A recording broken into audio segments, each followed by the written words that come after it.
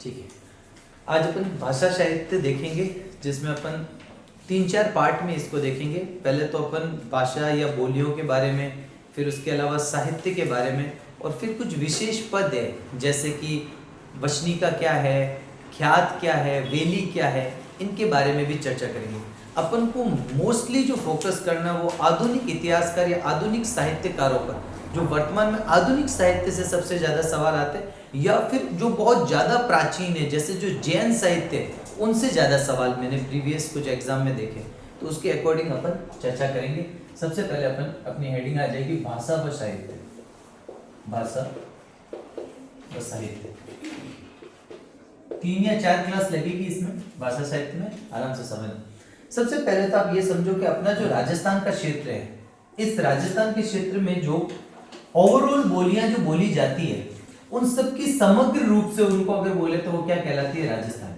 अब बहुत सारी बोलियां, जैसे आप कहोगे बहुत सारी, कैसे यहाँ जैसे ये एरिया पूरा मारवाड़ी ने कवर कर रखा है, इधर मेवाड़ी है, इधर आप सब जानते हो बागड़ी है, ठीक है, वागड़ी है, इधर आपकी जो है वो हाड़ौती है, ठीक है, ढूंढाड़ी है। इस प्रकार से बहुत सारी जो बोलियां हैं, उन बोलियों का जो समग्र रूप है वो क्या कहलाता है, राजस्थानी। तो अगर आपसे पूछा जाए कि राजस्थान के क्षेत्र में बोले जाने वाली समग्र बोलियों को राजस्थानी सबसे पहले किसने कहा, पहला सवाल तैयार हो जाता है, तो वह जॉर्ज अब्राहम गियर्सन, आयरलैंड का एक भाषा वैज्ञानिक था, जिसने सबसे पहले क्या बोला कि इस पूरे क्षेत्र में जो, अगर डाटा के अकॉर्डिंग बात करें तो जो 73 बोलियां हैं, उन सभी 73 बोलियों को समग्र रूप से क्या कहा जाता है, उन्हें कहा जाता है राजस्थानी। और इस भाषा के लिए देखो 2 चीज आती है, एक आता है क्षेत्र के लिए राजस्थान शब्द किसने प्रयोग किया, एक आता है भाषा के लिए राजस्थान शब्द किसने प्रयोग किया, या बोलियों के लिए राजस्थान शब्द का पहला प्रयोग किसने किया। तो आपका आंसर होगा जॉर्ज अब्राहम गियर्सन। एक बात तो ये क्लियर होनी, उसकी एक पुस्तक का नाम अपन को याद रखना है, पुस्तक का नाम है लिंग्विस्टिक सर्वे ऑफ इंडिया। एक और उनकी पुस्तक है जिसके बारे में सवाल पूछा जाता है, उसका नाम है modern vernacular literature of northern India. ये 2 बातें अपन पहले लिखेंगे, फिर इसके बारे में अपन और आगे चर्चा करेंगे। तो देखो सबसे पहली चीज तो क्या आती है कि राजस्थान की बोलियों को समग्र रूप से क्या बोला गया है, वो बोला गया है राजस्थानी भाषा। कौन सी भाषा है, राजस्थानी भाषा। पहला पॉइंट तो आपका ये तैयार होता है कि यहाँ पर जितनी भी बोलियां बोली जाती है उसको समग्र रूप से क्या बोला जाता है, राजस्थानी। आप बोलोगे सर ये तो हमें पता है, इसमें कोई बड़ी बात नहीं है, ठीक है, कोई बड़ी बात नहीं, अच्छी बात है। सबसे पहली बात आती है कि ये कौन से परिवार से संबंध रखती है, भाषाओं का भी एक परिवार होता है, तो ये संबंध रखती है भारोपीय भाषा से। एग्जाम में आया हुआ सवाल है, राजस्थानी भाषा जो है वो भारोपीय भाषा परिवार से संबंध रखती है। कौन सा परिवार है, भारोपीय भाषा। अब भारोपीय में 2 भाषाएं आ रही है, एक तो भारत की जिसे अपन हिंद, और दूसरी जो होती है यूरोपीय, ठीक है, हिंद या भारतीय भाषा, और दूसरी जो है वो आपकी कौन सी, यूरोपीय भाषा। इन दोनों को मिलाकर क्या बना है, भारोपीय, ठीक है, हिंद या भारतीय भाषा और साथ ही यूरोपियन लोग जो आए यहाँ पर, तो दोनों के मिक्सचर से जो बनी है वो कौन सी, भारोपीय भाषा। तो एक सवाल तो आपका तैयार होता है कि राजस्थानी भाषा कौन से परिवार से संबंध रखती है। एक सवाल और पूछा जाता है कि राजस्थानी भाषा दिवस कब मनाया जाता है, राजस्थानी भाषा दिवस, हाँ 21 फरवरी, बहुत बढ़िया, 21 फरवरी को जो है राजस्थानी भाषा दिवस। ये ऐसा ही नहीं कि राजस्थानी भाषा, जितनी भी मदर टंग होती है ना, मात्र अंतरराष्ट्रीय इंटरनेशनल लेवल पर जो भी मातृभाषा दिवस है वो कब मनाया जाता है, 21 फरवरी को। यानी कि अगर अपन राजस्थान में रह रहे हैं तो अपनी मदर टंग कौन सी है, राजस्थानी है, ठीक है, मतलब मातृभाषा कौन सी है, राजस्थानी। हालांकि राजस्थान की राजभाषा तो हिंदी है, लेकिन मातृभाषा जो मदर टंग है वो कौन सी है, राजस्थानी। तो जो भी पूरे विश्व के अंदर एक दिन डिसाइड कर लिया 21 फरवरी, और उसको बोल दिया इंटरनेशनल मदर टंग डे, अंतरराष्ट्रीय मातृभाषा दिवस। हमारी राजस्थानी थी तो हमने उसको नाम दे दिया राजस्थानी भाषा दिवस 21 फरवरी। सभी विश्व में जितनी भी भाषा, उनका अंतरराष्ट्रीय मातृभाषा दिवस कब आता है, 21 फरवरी। यहीं पर नोट में अपने लिए जो काम का है वो क्या है, हिंदी दिवस भी अपन लिख देते हैं। तो हिंदी भाषा दिवस कब है, वो 14 सितंबर। कुछ फैक्ट साथ साथ में अपने चलते रहेंगे। 14 सितंबर जो है वो आपका क्या है, हिंदी भाषा दिवस है, जबकि आपका 21 फरवरी क्या होगा, वो होगा राजस्थानी। तीसरा चीज आती है अपने पास में कि ये जो राजस्थान की अपन भाषा पढ़ रहे हैं इसकी लिपि कौन सी है, ये एग्जाम में अपने काम का सवाल है। लिपि, राजस्थानी भाषा की लिपि की बात, जैसे अपन हिंदी की बात करते हैं तो हिंदी में आती है देवनागरी लिपि, वैसे राजस्थानी भाषा की लिपि है महाजनी लिपि। कौन सी लिपि है? महाजनी लिपि, महाजनी लिपि, मूड़िया लिपि। ठीक है, एक सवाल यहां से आया हुआ है इसलिए, मूड़िया लिपि या बनिया होता है ना, तो बनियानवी लिपि। ठीक है, ये तीनों ही जो हो जाएगा वो क्या है, आपको लिपि में याद रखना है। कौन कौन सी? राजस्थानी भाषा की जो लिपि है वो है महाजनी लिपि, मूड़िया लिपि या बनियानवी लिपि जो है वो कही जाती है। यहां से सवाल आया था। कहां से सवाल आया था? यहां से, कि राजस्थानी भाषा की लिपि क्या है? मूड़िया। अब मूड़िया क्या होता है? देखो, मूड़िया या मड़िया दोनों ही कहा जाता है। ये महाजनी भाषा या महाजनी लिपि के बिना मात्रा वाले शब्द। महाजनी जो लिपि है उस लिपि के बिना मात्रा वाले शब्द और इसका आविष्कारक या फिर इसका प्रचार प्रसार करने वाला किसको कहा गया? इसका प्रचार प्रसार करने वाला किसे कहा गया? टोडरमल। ये भी सवाल आया। जो सवाल मैं इंपॉर्टेंट लिख रहा हूं वो सारे एग्जाम में आए हुए हैं। एक तो मूड़िया लिपि वाला, और एक बोला गया कि मूड़िया लिपि का आविष्कारक किसे कहा। ये रिसेंट 2022 के आसपास का सवाल है कि मूड़िया लिपि का आविष्कारक किसे माना जाता है? राजा टोडरमल को जो है मूड़िया लिपि का आविष्कारक या उसका प्रचार प्रसार करने वाला। क्या क्या फैक्ट पढ़ा आपने? राजस्थान के संपूर्ण क्षेत्र में बोले जाने वाली बोलियों को ओवरऑल कंप्लीट रूप में हम क्या कहते हैं? राजस्थानी भाषा कहते हैं। राजस्थानी भाषा के बारे में अपने बोला कि कौन से परिवार की आती है? भारोपीय परिवार। भारोपीय मतलब क्या? भारत प्लस यूरोपीय भाषा का मिश्रण। राजस्थानी भाषा दिवस कब मनाया जाता है? वो मनाया जाता है, यहाँ पर अगर आप ऑब्लिक में और ये भी लिखना चाहो तो लिख देना, अंतरराष्ट्रीय मातृभाषा दिवस। अंतरराष्ट्रीय मातृभाषा दिवस भी कब मनाया जाता है? तो वो भी 21 फरवरी को ही मनाया जाता है। यहाँ नोट में अपन ने लिख दिया, अगर हिंदी भाषा दिवस पूछे तो 14 सितंबर। राजस्थानी भाषा जो होती है उसकी लिपि क्या है? देखो, लिखने बोलना अलग होता है, लिखना अलग होता है। तो जो लेखन की लिपि है वो कौन सी है आपकी? महाजनी लिपि, मूड़िया लिपि या बनियानवी लिपि। जो मूड़िया लिपि है वो बिना मात्रा वाले अक्षर होते हैं, गोल टाइप से लिखे जाते हैं, और इसका आविष्कारक या प्रचार करने वाला कौन आता है? वो आपके हो जाएंगे राजा टोडरमल। यहाँ तक तो फैक्ट क्लियर होता है। अब जो मेन एक सवाल पूछा गया वो क्या है? एक मेन सवाल अपने पास में पूछा जाता है कि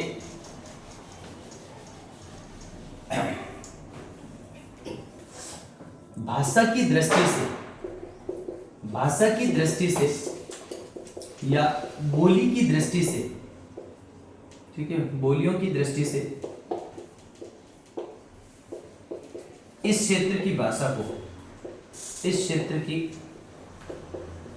की भाषा के लिए राजस्थानी शब्द, ये इंपॉर्टेंट है, राजस्थानी शब्द का प्रथम प्रयोग। ये इंपॉर्टेंट सवाल है आपके लिए कि राजस्थान भाषा की दृष्टि से या बोलियों की दृष्टि से अपना जो क्षेत्र है उसके लिए राजस्थानी भाषा का प्रयोग यानी राजस्थानी शब्द का प्रयोग किसने किया है? उस व्यक्ति का नाम है जॉर्ज अब्राहम गियर्सन। आप सबने नाम सुना होगा, जॉर्ज अब्राहम गियर्सन। ठीक है, जॉर्ज अब्राहम गियर्सन जो है वो याद रख लेना, इंपॉर्टेंट है। जॉर्ज अब्राहम गियर्सन आयरलैंड निवासी। अपन जब कुछ प्रमुख साहित्यकारों की चर्चा करेंगे, कुछ भाषा वैज्ञानिकों की चर्चा करेंगे तो जॉर्ज अब्राहम गियर्सन की और चर्चा करेंगे। अभी आप इतना याद रखना, ये इन्होंने जो किया, इन्होंने 1908 में ऐसा कहा, राजस्थानी शब्द का जो तो प्रयोग किया। इन्होंने एक पुस्तक लिखी और पुस्तक का नाम है the linguistic survey of India. और इस लिंग्विस्टिक सर्वे ऑफ इंडिया में इन्होंने बाद में मरुभाषा को राजस्थानी भाषा कहा। यह 1912 में था।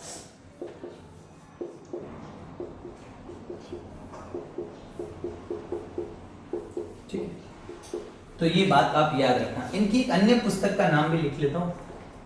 अन्य पुस्तक इनकी एक और है उसका नाम भी लिख देता हूँ, वो भी पूछा गया है। The modern vernacular, the modern vernacular literature, literature की स्पेलिंग शायद गलत लग रही है, सही है क्या? सही। The modern vernacular literature of northern India,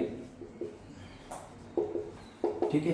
तो ये आप देख लेना, 2-3 बातें अपन ने लिखी। राजस्थान के क्षेत्र में बोले जाने वाली भाषाओं को राजस्थानी कहने वाला या उस भाषाओं के लिए राजस्थानी शब्द प्रयोग करने वाला पहला व्यक्ति कौन था? George Abraham Gierson. आयरलैंड निवासी है, भाषा वैज्ञानिक है ये। इन्होंने 1908 में ऐसा कहा। बाद में इन्होंने 1912 में मरु भाषा, जो मरु क्षेत्र में यानी कि जो पश्चिमी राजस्थान में बोली जाने वाली भाषा है, उसको राजस्थानी भाषा कहकर पुकारा 1912 में। इन्होंने जिस पुस्तक में ये बात कही है वो पुस्तक कौन सी है? लिंग्विस्टिक सर्वे ऑफ इंडिया, ठीक है। लैंग्वेज का जो सर्वे है, लिंग्विस्टिक सर्वे ऑफ इंडिया जो होता है, जो भाषा सर्वेक्षण कहते हैं, भारतीय भाषाओं का भाषा सर्वेक्षण, सर्वे को कहते हैं सर्वेक्षण। और एक इनकी अन्य पुस्तक है जिसका नाम है the modern vernacular literature of northern India. ये सवाल भी आया हुआ कि ये नाम देखकर पूछा गया ये पुस्तक किसकी है, तो ये पुस्तक है जॉर्ज अब्राहम गियर्सन। बाद में इन्होंने राजस्थानी भाषा का वैज्ञानिक वर्गीकरण किया, साइंटिफिक जो अपन कहते हैं क्लासिफिकेशन, वो भी किया। 2 लोग हैं जिन्होंने वैज्ञानिक वर्गीकरण जिनका अपन पढ़ते हैं। एक आता है एलपी टेसिटोरी, इटली के भाषा वैज्ञानिक है लुई पास्चर टेसिटोरी, जिनके बारे में पढ़ेंगे। महाराजा गंगा सिंह के सानिध्य में रहे, जो कालीबंगा सभ्यता है उसके खोजने में बहुत बड़ी महत्वपूर्ण भूमिका उनकी रही, तो उनके बारे में एक तो चर्चा करेंगे, उनका वर्गीकरण पढ़ेंगे। एक वर्गीकरण अपन पढ़ेंगे जॉर्ज अब्राहम गियर्सन। उन्होंने राजस्थानी भाषा को 2 भागों में, इन्होंने राजस्थानी भाषा को 5 भागों में बांटा। तो उनके वर्गीकरण को जब वर्गीकरण पढ़ेंगे तब तो मैं यहाँ नहीं लिखवा रहा हूँ। अभी तक अपन ने क्या पढ़ा उससे फैक्ट सवाल आएंगे। पहला तो इस क्षेत्र में बोले जाने वाली भाषा राजस्थानी भाषा, कोई बड़ी बात नहीं है। राजस्थानी भाषा की तो लिपि याद रखना, महाजनी, मूडिया या फिर मणियानी लिपि। मूडिया लिपि के आविष्कारक का नाम याद रखना टोडरमल। बिना मात्रा वाली महाजनी भाषा जो है या लिपि जो है उसे मूडिया लिपि कहते हैं। ये कौन से परिवार से आती है? भारोपीय परिवार से आती है। राजस्थानी भाषा दिवस कब मनाया जाता है? 21 फरवरी को राजस्थानी भाषा दिवस। और इस क्षेत्र में बोले जाने वाली बोलियों को ओवरऑल पहली बार राजस्थानी शब्द किसने प्रयोग किया? George Abraham Gierson. कौन सी पुस्तक में? Linguistic survey of India. अगर 1908 ऑप्शन में नहीं है तो आप 1912 लिख के आए, 1908 ऑप्शन में है तो 1908 लिख के आए। इनकी एक अन्य पुस्तक का नाम क्या है? The modern vernacular literature of northern India. यहाँ तक की बात आपको एकदम अच्छे से समझ में। अब कुछ विशेष फैक्ट हैं जो लिखते जाएंगे और साथ साथ अपन समझते भी जाएंगे कि कैसे राजस्थानी भाषा का विकास हुआ है, वो अपन उन फैक्ट के साथ पूरा अच्छे से समझते जाएंगे। कुछ विशेष तथ्य है, इंपॉर्टेंट फैक्ट्स है, उनको याद करते जाना है, ठीक है। इंपॉर्टेंट फैक्ट्स है, मैं पॉइंट वाइज आपको लिखवा देता हूँ। सबसे पहला सवाल है, राजस्थानी भाषा का गोल्डन पीरियड, राजस्थानी भाषा का स्वर्ण काल। एक सवाल ये पूछा जाता है, राजस्थानी भाषा का जो स्वर्ण काल है, गोल्डन पीरियड है, वो कौन सा समय कहलाता है? वो कहलाता है 1650 से 1850 ईस्वी। ये एज इट इज सवाल पूछा गया। तो राजस्थानी भाषा का जो गोल्डन पीरियड है, स्वर्ण काल है, वो 1650 से 1850 का समय कहलाता है। दूसरा जो आपके लिए इंपॉर्टेंट बिंदु आता है वो ये सवाल एग्जाम में आया हुआ है, ठीक है। 1961 की जनगणना, 1961 की जनगणना में राजस्थान में कुल, ये सवाल आया हुआ, कितनी बोलियां थी? 73 बोलियां। 1961 में जो जनगणना हुई उसके अनुसार राजस्थान में बोले जाने वाली बोलियों की संख्या कितनी बताई गई है? 73। एज इट इज सवाल पूछा गया ये के लाइन कि 1961 की जनगणना में राजस्थान में कुल कितनी बोलियां हैं? 73 बोलियां। इसलिए एक कहावत भी प्रचलित है राजस्थान में, आपने सबने सुनी होगी, 5 कोस पर, हाँ, 5 कोस पर पानी बदले, मतलब 5 कोस पर तो क्या बदले? पानी बदले। और 7 कोस पे बाणी, 7 कोस पे बाणी।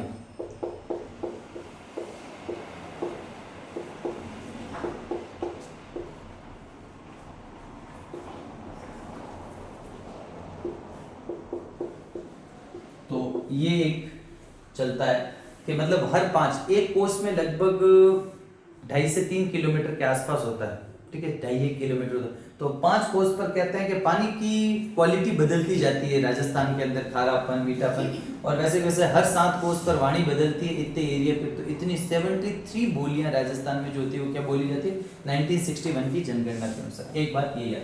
अब मुझे बताओ, आप जो संविधान के नजरिए से देखें तो भाषाओं का उल्लेख कौन सी अनुसूची में है? 8वीं अनुसूची। संविधान की एक अनुसूची 8वीं अनुसूची, जिसमें वर्तमान में 22 भाषाएं शामिल हैं। जब ये मूल संविधान था तब 14 भाषाएं थी, बाद में 8 भाषाएं अलग अलग संविधान संशोधन के माध्यम से जोड़ी गई। तो अपनी राजस्थानी भाषा कौन से संविधान संशोधन से जोड़ी गई? राजस्थानी भाषा उसमें शामिल ही नहीं, यानी राजस्थानी भाषा हमारे को संवैधानिक दर्जा नहीं, परंतु जो भाषाओं के लिए जो स्पेसिफिकेशन करने वाला एक जो संस्थान है उसका नाम है केंद्रीय साहित्य अकादमी। वो केंद्रीय साहित्य अकादमी जो है उसने राजस्थानी भाषा को एक स्वतंत्र भाषा का दर्जा दिया है।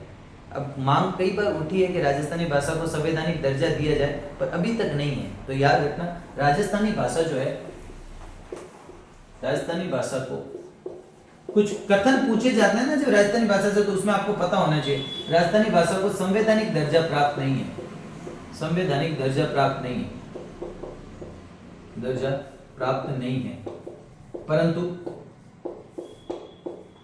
ठीक है, परंतु केंद्रीय साहित्य अकादमी, केंद्रीय साहित्य अकादमी ने राजस्थानी भाषा को स्वतंत्र भाषा का दर्जा दिया। ठीक है, एक नोट में और एक संस्था एक एग्जाम में पूछी गई थी इसलिए लिखा रहा हूं, वैसे तो और भी बहुत सारी संस्था लिखाऊंगा आपको, लेकिन एक और लिख दो, राजस्थानी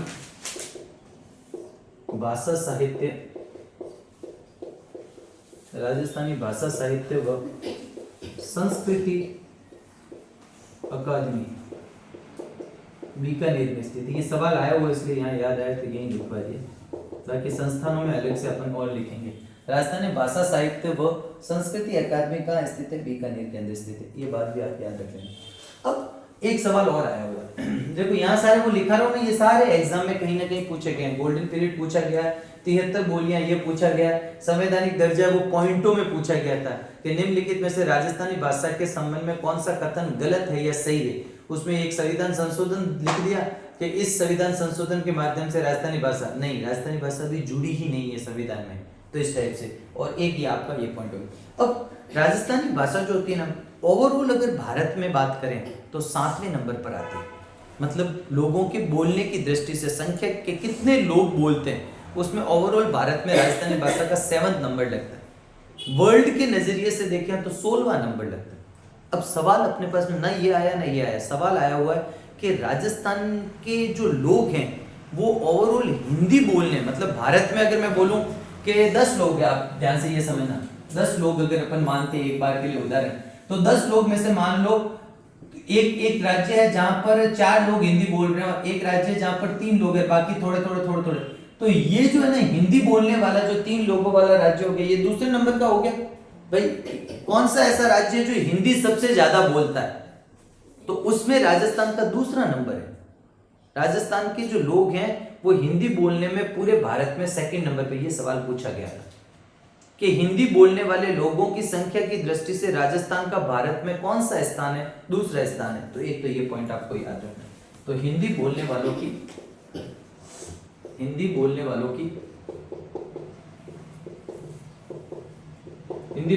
की दृष्टि से राजस्थान का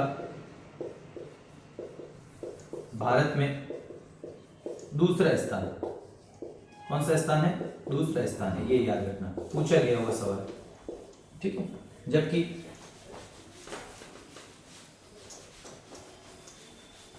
जबकि अगर बात करें अपन राजस्थानी भाषा का, राजस्थानी भाषा जो होते, ठीक है, राजस्थानी भाषा जो होता है वो भारत में कौन सा स्थान है? भारत में जो है वो 7वां स्थान है, मतलब भारत में हाईएस्ट 7वें नंबर पर अपन आते हैं राजस्थानी भाषा बोलने वाले लोग। तो राजस्थानी भाषा जो होता है भारत में 7वां स्थान, और विश्व में जो होता है राजस्थानी भाषा का कौन सा स्थान है, ठीक है, राजस्थानी भाषा का विश्व में जो स्थान है वो कौन सा है, वो है 16वां। ये दोनों तीनों फैक्ट है, ये याद रख लेना। आपको मेन जो फैक्ट है वो मैंने अलग से लिखवा दिया, जो हिंदी वाला जो पूछा गया हुआ सवाल है रिसेंट एग्जाम में कि हिंदी बोलने वालों की संख्या की दृष्टि से राजस्थान का जो होता है भारत में कौन सा स्थान है, दूसरा। ओवरऑल भारत में राजस्थानी बोलना, जैसे होता है ना बिहारी हो गई, यूपी की लैंग्वेज होगी, मराठी हो गई, ऐसे राजस्थान जो होता है वो 7वें नंबर पर है और विश्व में जो है इसका 16वां नंबर आता है, क्योंकि विश्व में अपना क्षेत्रफल काफी बड़ा है, अपने लोग काफी ज्यादा, विश्व की जनसंख्या काफी हिस्सा जो है। अब एक सवाल पूछा जाता है राजस्थानी शब्दकोश, राजस्थान का जो शब्दकोश है वो किसने लिखा, किसने लिखा है, लालस, सीताराम लालस। ये सवाल आया हुआ एग्जाम में, राजस्थानी शब्दकोश, जो राजस्थान के जो शब्द है ना राजस्थानी भाषा के, वो किसने लिखा है, एक सवाल आया हुआ, राजस्थानी शब्दकोश, शब्दकोश ये लिखा है सीताराम लालस ने। ये सारे एक एक लाइन में है ना, ये इंपॉर्टेंट फैक्ट है, इनको अच्छे से याद करना। सीताराम लालस का संबंध है जोधपुर से, जोधपुर से संबंधित है सीताराम लालस। और सीताराम लालस का जो उपनाम है, इनको जो उपनाम कहा जाता है, इन्हें कहा जाता है राजस्थानी भाषा की मशाल, राजस्थानी भाषा की, राजस्थानी भाषा की मशाल कहा जाता है। और ये नाम इनको किसने दिया, ये दिया encyclopedia, encyclopedia of Britannica, Britannica, encyclopedia of Britannica ने दिया। क्या बोले, इन्हें राजस्थानी भाषा की मशाल कहा जाता है। राजस्थानी भाषा की मशाल किसे कहा जाता है, तो सीताराम लालस को। सीताराम लालस ने क्या लिखा है, राजस्थानी शब्दकोश, यानी कि जो डिक्शनरी होती है ना, राजस्थानी भाषा की डिक्शनरी किसने लिखी है, अगर कोई पूछे, शब्दकोश का मतलब यहाँ पर डिक्शनरी, तो राजस्थानी भाषा की जो डिक्शनरी है वो किसने लिखी है, सीताराम लालस ने। जन्म तो इनका सिरोही में है, लेकिन इनका जो कर्मस्थली है वो है जोधपुर। राजस्थानी भाषा की मशाल कहा जाता है एनसाइक्लोपीडिया ब्रिटेनिका ने। इस एनसाइक्लोपीडिया ब्रिटेनिका की बात एक जगह और की थी, कौन बताएगा, कहाँ की थी, नाम तो सुना सुना, बहुत बढ़िया, वेरी गुड। जब अपन ने प्रतापगढ़ पढ़ा था और प्रतापगढ़ की थेवा कला पढ़ा था, तो उसको एनसाइक्लोपीडिया ब्रिटेनिका में शामिल किया हुआ, उसका नाम जो है वो अंकित है, ये याद रखना। तो एक बात तो अपनी सीताराम लालस को राजस्थानी भाषा का शब्दकोश देने के लिए 1977 में इन्हें पद्मश्री से सम्मानित किया गया। तो ये पद्मश्री सम्मानित है सीताराम लालस। 1977 में इनको पद्मश्री से भी सम्मानित किया गया। ये बात भी आपको क्या करनी, याद है। एक यही आया है तो एक और चीज बता देता हूँ आपको, एक नोट में और लिख लो। एक आता है भारतीय प्राचीन लिपिमाला, ये भी पूछा गया है। भारतीय प्राचीन लिपिमाला ग्रंथ किसने लिखा, प्राचीन लिपिमाला, ये भारतीय प्राचीन लिपिमाला किसने लिखा, तो ये लिपिमाला लिखा है जीएच ओझा ने। इनके बारे में तो और अच्छे से चर्चा करेंगे। जीएच ओझा, गौरीशंकर हीराचंद ओझा, ये वो व्यक्ति है जिसे राजस्थान के इतिहास का वास्तविक जनक कहते हैं। राजस्थान के इतिहास का जनक तो अपन कर्नल जेम्स टॉड को मानते हैं, लेकिन कर्नल जेम्स टॉड के इतिहास में जो भी त्रुटियां रही, जो भी गलतियां रही, उसका सुधार करके दोबारा राजपूताना का इतिहास नामक पुस्तक लिखी थी। किसने लिखी थी, जीएच ओझा ने। गौरी, इनके बारे में अलग से अपन जब विशेष साहित्यकार व्यक्तित्व पढ़ेंगे ना, जब उसमें अपन जीएच ओझा की और चर्चा करेंगे। इनके लिए चर्चा करने लायक काफी चीजें, ठीक है। चलो, ये कवि राजा श्यामल दास के साथ में भी इन्होंने काम किया था। अब एक सवाल और आता है, वो सवाल क्या आता है, राजस्थानी भाषा की उत्पत्ति, राजस्थानी भाषा की उत्पत्ति। राजस्थानी भाषा की उत्पत्ति के लिए अगर पूछे तो 12वीं शताब्दी, सारे ये जितने भी फैक्ट लिख रहा हूं ये किसी न किसी एग्जाम में पूछे गए। 12वीं शताब्दी के अंत में, यानी कि जब 12th सेंचुरी खत्म हो रही थी, तब से राजस्थानी भाषा की उत्पत्ति मानी जाती है। और ऐसा कौन मान रहा है, ये किसके अनुसार है, डॉक्टर एलपी टेसीटोरी के अनुसार। एलपी टेसीटोरी, एलपी टेसीटोरी के अनुसार, एलपी टेसीटोरी के अनुसार जो होता है वो राजस्थानी भाषा जो है उसका उद्गम कब से माना जाता है, उसकी उत्पत्ति 12th सेंचुरी के अंत में मानी जाती है। बात समझ में? एक नोट में यहां पर और बात याद रखना, राजस्थानी भाषा, राजस्थानी भाषा 16वीं सदी में विकसित रूप में आई, जबकि इसका गोल्डन पीरियड अपन ने कौन सा बोला है 1650 से 18। तो देखो 12वीं सदी में तो इसकी शुरुआत मान रहे, कौन मान रहे, एलपी टेसिटोरी मान रहे। 16वीं शताब्दी में ये डेवलप्ड रूप में आई, विकसित रूप में आई, और इसका गोल्डन पीरियड हमने बोला 1650 से 1850 का समय। तीनों इफेक्ट याद रहेंगे। अब राजस्थानी भाषा की उत्पत्ति का जो सर्वाधिक मान्य मत है ना कि कौन किससे उत्पत्ति हुई है, सर्वाधिक मान्य मत, अभी पूरा एक ट्री पढ़ेंगे। सर्वाधिक मान्य मत है कि उसकी उत्पत्ति हुई है गुजरी अपभ्रंश से। ये कई बार सवाल है, इसको तो मोस्ट इंपोर्टेंट डाल देना। राजस्थानी भाषा की उत्पत्ति का सर्वाधिक मान्य मत है कि इसकी उत्पत्ति हुई है गुजरी अपभ्रंश से। किससे हुई है, गुजरी अपभ्रंश से या मरु गुजरी अपभ्रंश से? मरु गुजरी अपभ्रंश से, गुजरी अपभ्रंश या मरु गुजरी। अब यहाँ पर ये कहते हैं कि मरु का मतलब तो है मरु भाषा, और मरु भाषा से ही क्या निकली है, राजस्थानी। और जो गुजरी है, इस गुजरी से कौन सी निकली है, गुजराती भाषा।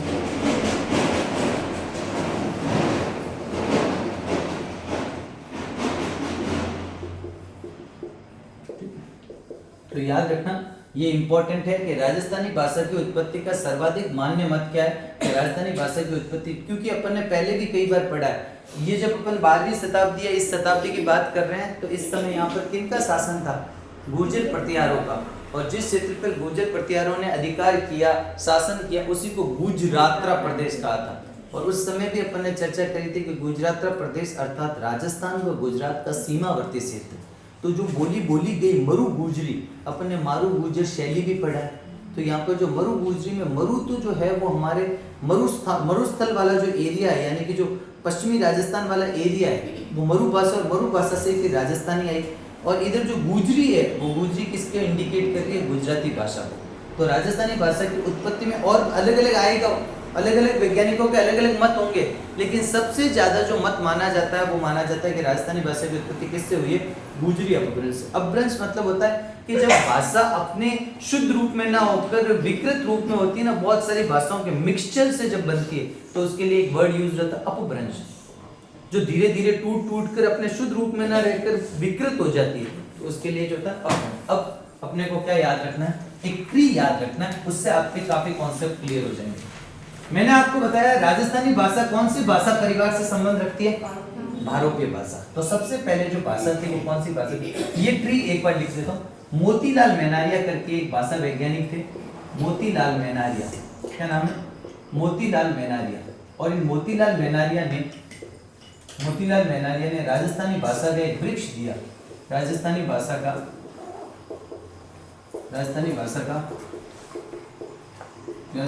की उत्पत्ति का वंश वृक्ष बताया इन्होंने कि इससे इस टाइप से जो है ये क्या हुई है, उत्पन्न हुई है।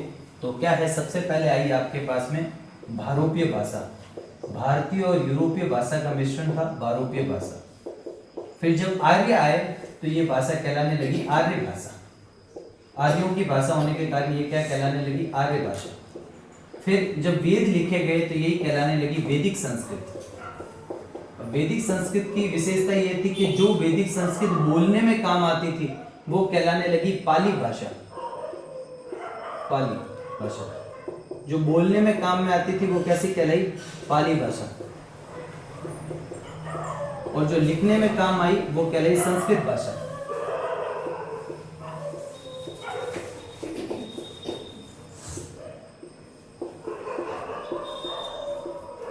जो पाली भाषा थी उससे फिर निकली, पाली भाषा से जो निकली उसमें कौन कौन सी भाषा निकली, आपके 3 भाषाएं निकली।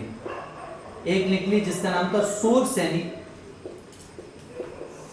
सैनिक प्राकृत, एक निकली जिसका नाम था मागधी प्राकृत, और एक जो निकली उसका नाम था महाराष्ट्रीय प्राकृत। पूरा समझेंगे एक बार, आप ट्री को समझ लो, महाराष्ट्रीय प्राकृत। फिर जो सोर सैनिक प्राकृत थी इससे पुनः जो है 2 भाषाएं निकली, एक निकली गुजरी अपभ्रंश और एक निकला सोर सैनिक अपभ्रंश।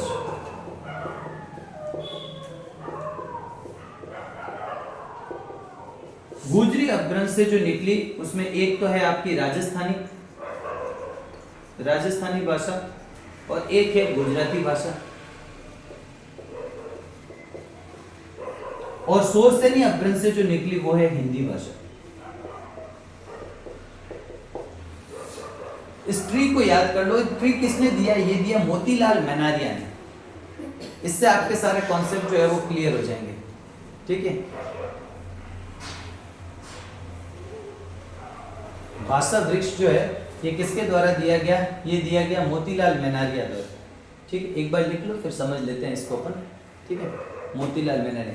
सबसे पहले भारतीयों और यूरोपियों द्वारा मिश्रित रूप से जो दो भाषा जो मिक्सचर हुआ वो कहलाई भारोपीय भाषा।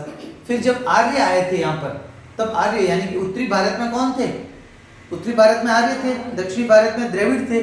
तो उत्तरी भारत में जब आर्य आए, उन्होंने जिस भाषा का प्रयोग किया अपने बोलने में वो कौन सी? आर्य भाषा। फिर जब वैदिक साहित्य लिखा गया तब वो ये वैदिक संस्कृत बन गई। और वैदिक संस्कृति में जिसको मुंह से बोलते थे वो तो कहलाई पाली भाषा, और जिसको लिखते थे वो कहलाई संस्कृत। तो आपको पता है वैदिक काल में जितने भी ग्रंथ थे वो किस में लिखे गए? संस्कृत में। और उस समय जो बोलने में प्रयुक्त होती थी वो कौन सी थी? तो वो थी पाली। अब पाली से तीन निकली अलग अलग क्षेत्रों के साथ। जो मगध क्षेत्र यानी जो बिहार वाला क्षेत्र था, जो बंगाल वाला क्षेत्र था, वहां पर मागधी प्राकृत चलती थी। जो महाराष्ट्र वाला जो क्षेत्र था या महाराष्ट्र से नीचे एमपी वाला या ये वाला जो क्षेत्र था कर्नाटक वगैरह गोवा वगैरह, यहाँ कौन सी? महाराष्ट्र प्राकृत चली। और जो राजस्थान, गुजरात और थोड़ा बहुत एमपी मालवा वाला जो क्षेत्र है वहां पर कौन सी चली? वहां पर शोरसेनी प्राकृत चली। फिर इस शोरसेनी प्राकृत से जो दो भाषा निकली, एक तो गुजरी अपभ्रंश और एक शोरसेनी अपभ्रंश। और उस गुजरी अपभ्रंश से राजस्थानी निकली है या गुजराती निकली है। और जो शोरसेनी अपभ्रंश से उससे कौन सी निकली है? हिंदी निकली है। तो अभी अपन ने क्या बोला कि राजस्थानी भाषा जो है उसका सर्वाधिक मान्य मत क्या है कि वो किससे आई है? वो आई है गुजरी अपभ्रंश से।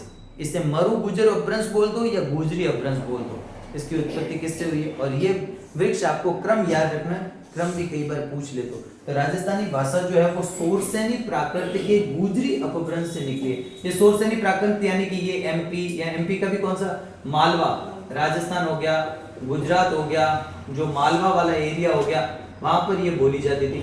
ये जो होती थी मगध क्षेत्र जो वर्तमान में अपने बिहार में आता है, पटना वाला क्षेत्र बिहार या बंगाल वाला जो क्षेत्र है वहां पर। ये महाराष्ट्र प्राकृत जो होती है, महाराष्ट्र वाला जो क्षेत्र है, तो नाम से क्लियर हो रहा है, महाराष्ट्र के आसपास गोवा इत्यादि वाला जो क्षेत्र है वो। तो ये सारी इस प्रकार से जो है ये क्लियर याद रह जाएगा। और ये ट्री दिया किसने?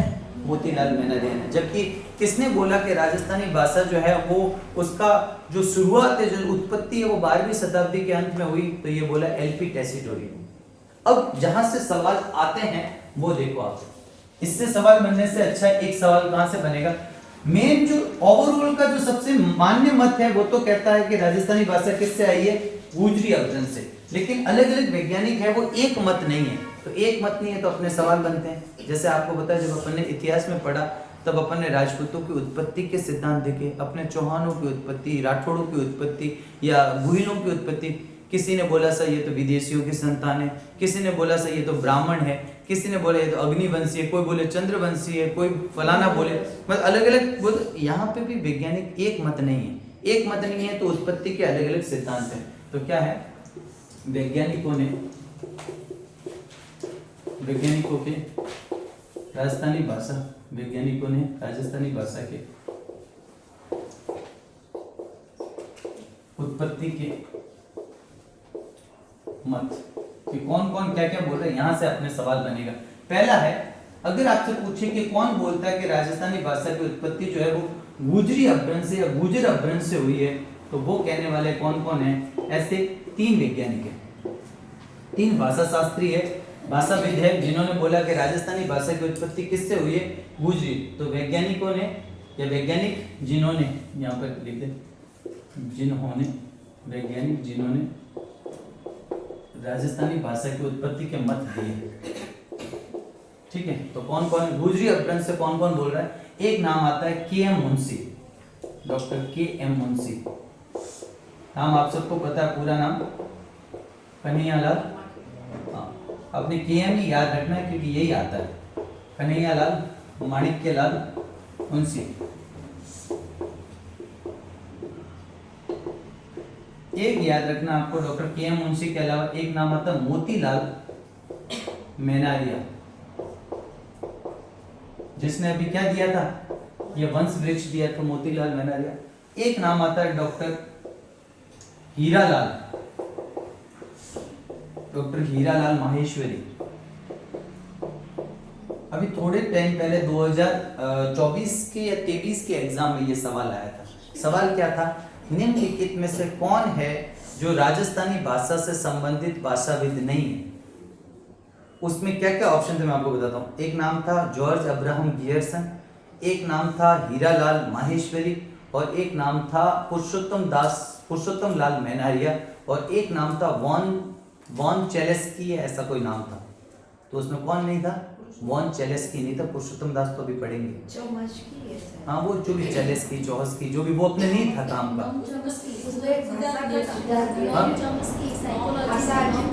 हाँ जो भी होगा, मतलब साइकोलॉजी में होगा, तो वो आपके इस भाषा शास्त्री से, मुझे साइकोलॉजी का लास्ट ईयर आया था ना, तो 2024 का टाइम है, मैं भी 2024-23 ही बोल रहा हूँ, मुझे एग्जैक्ट याद नहीं कौन, पर ये सवाल आया था।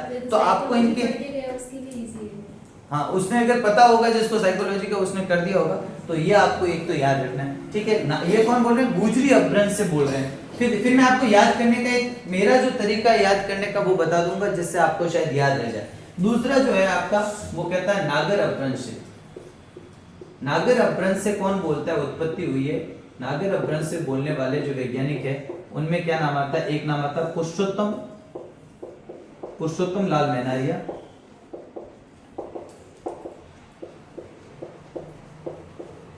एक नाम आता है आपका जॉर्ज अब्राहम गियर्सन। इनका तो भी थोड़ी देर पहले नाम भी पढ़ा आपने, जॉर्ज अब्राहम गियर्सन, ठीक है। एक आते हैं सोरसेनी अपभ्रंश से। सोरसेनी अपभ्रंश से, सोरसेनी अपभ्रंश से मानने वाले कौन है, एक नाम आता है doctor LP Tessitori. LP Tessitori, इनका पूरा नाम भी आप लिख लेना, अपन लिख तो लेते हैं लेकिन इसमें थोड़ा बहुत ऊपर नीचे हो तो देख लेना। लुई पास्चाउ टेसिटोरी, ये देख लेना आप, लुई पास्चाउ है या क्या है, थोड़ा सा इसको चेक कर लेना, लिखने में आपसे ही लिख लेना, लुई पास्चाउ टेसिटोरी। एलपी टेसिटोरी चलता है मेनली, तो मैंने एलपी टेसिटोरी लिख। एक है महावीर प्रसाद शर्मा, याद करवा दूंगा, आप एक बार लिख लें, महावीर प्रसाद शर्मा, ठीक है। चलिए, एक आता है आपका लास्ट है महाराष्ट्री प्राकृत या महाराष्ट्री अपभ्रंश। महाराष्ट्री अपभ्रंश से कौन उत्पत्ति मानता है इनकी, उसका नाम है डॉक्टर सुनीति कुमार चटर्जी। ये आपको नाम याद रखना, ये बार बार नाम पूछे जाते हैं कि वैज्ञानिक जिन्होंने राजस्थानी भाषा, क्योंकि एक मत नहीं है लेकिन सर्वाधिक मान्य मत अपन कौन सा मानते हैं, राजस्थानी भाषा की उत्पत्ति का गुजरी अपभ्रंश से। तो ये सवाल तो आया हुआ है कि राजस्थानी भाषा की उत्पत्ति का सर्वाधिक मान्य मत कौन सा है, क्योंकि ये क्षेत्र किसका रहा, गुर्जर प्रतिहारों का क्षेत्र रहा। गुर्जर प्रतिहारों ने राजस्थान के पश्चिमी भाग पर और साथ ही साथ गुजरात के सीमावर्ती भाग पर शासन किया। इस क्षेत्र में बोले जाने वाली मरु गुजरी भाषा, जिससे मरु से मरु भाषा यानी राजस्थानी और गुजरी से गुजराती बनी, तो सबसे ज्यादा मान्य मत तो वही है। लेकिन अलग अलग इतिहासकारों ने, अब आप याद कैसे रखते हो, ऐसे याद रखना, देखो अपना अपना तरीका, आपको जैसे याद रहे। कोई, मैंने तो ऐसे इस प्रकार से याद रखा, एक गुर्जर थे, उस गुर्जर को क्या मिला, हीरा भी मिला, मोती भी मिला, और वो मुंशी जी बन गया। तो हीरा मिला, मोती मिला, और वो क्या बन गया, मुंशी बन गया। तो गुर्जरों के पास बहुत पैसा है, तो उनको हीरा भी मिल गया, मोती भी मिल गया, और वो क्या बन गया, मुंशी, सूट बूट पहन के। दूसरा, नगर में जो लोग रहते हैं कौन, तो आदमी पहले क्या होता था, पुरुष जाते थे नगर में, मतलब सिटी में कौन जाता, महिलाएं तो गाँव में रहती थी, तो नगर में पुरुष जाते थे, पुरुष जाकर क्या बन जाते थे, वहां अंग्रेज सूट बूट पहनते थे। एक अंग्रेज हो गया जॉर्ज अब्राहम, जॉर्ज बन गया, ठीक है। इस टाइप से याद है। शोर कौन मचाता है, तो महावीर जी जो है, यानी महावीर यानी यहाँ पर हनुमान जी है, हनुमान जी के मंदिरों में तो ढोल नगाड़े बजते ही रहते हैं। बस एक नाम और याद रख लेना, टेसिटोरी। हाँ प्रसाद भी, जो भी प्रसाद मिलता है या जो भी है आप याद रख लेना, महावीर प्रसाद। एलपी टेसिटोरी, हमारे मेरे एक भाई का नाम है एलपी, ठीक है, मेरे को इसलिए याद हो गया क्योंकि एलपी उसका घर का नाम है लोकेंद्र पाल, वो दिन भर चिल्लाता रहता था, मेरे को तू तो घना शोर मचाता, तो मैंने ऐसे याद रखा। आप कोई और एक लास्ट याद रहेगा सुनीति कुमार चटर्जी, उसका आप याद रख लेना, वो एक ही है तो याद। तो इनका आपको भी, अब देखो गुजरों के पास में क्या है, हीरा है, मोती और मुंशी बन गए थे, हीरालाल माहेश्वरी हो गया, मोतीलाल मेनारिया हो गया और के.एम. मुंशी हो गया। नगर में कौन रहता है, पुरुष, और पुरुष बन जाता है जॉर्ज बन जाता है, मतलब कपड़े वपड़े सूट बूट पहनकर नगर में रहता है, तो जॉर्ज अब्राहम गियर्सन और पुरुषोत्तम लाल मेनारिया। ठीक है, शोर शोर कहाँ होता है, भगवान के मंदिर में, महावीर जी के, महावीर यानी कि बोली महावीर जी वो वाले जैनों वाले मान लो या हनुमान जी मान लो, जो भी। और एक एलपी टेसिटोरी, वो मुझे वैसे याद है, आप अपना दे। इनका भी कोई ना कोई तरीका, इस तरीके से क्या होगा कि थोड़ा याद रख पाओगे, नहीं तो नाम मिक्स होंगे। सीधा वो पूछेगा कि निम्नलिखित में से किसने, ये 3 नाम दे देगा, निम्नलिखित में से कौन सा वैज्ञानिक जो है वो उसके अनुसार राजस्थानी भाषा की उत्पत्ति गुजरी अपभ्रंश से नहीं हुई है, 3 तो नाम दे देगा ये और चौथा दे देगा अलग। तो तीनों एकदम क्रम में याद होना, कई बार अपन भूल जाते तो खूब सारे नाम है अपने, तो ये आप याद रखना। आगे बढ़ते, अब क्या हुआ, अब जैसे राजस्थान, एक और अच्छा सवाल आया, ये सारे विशेष तथ्यों में लिखा रहा, ठीक है।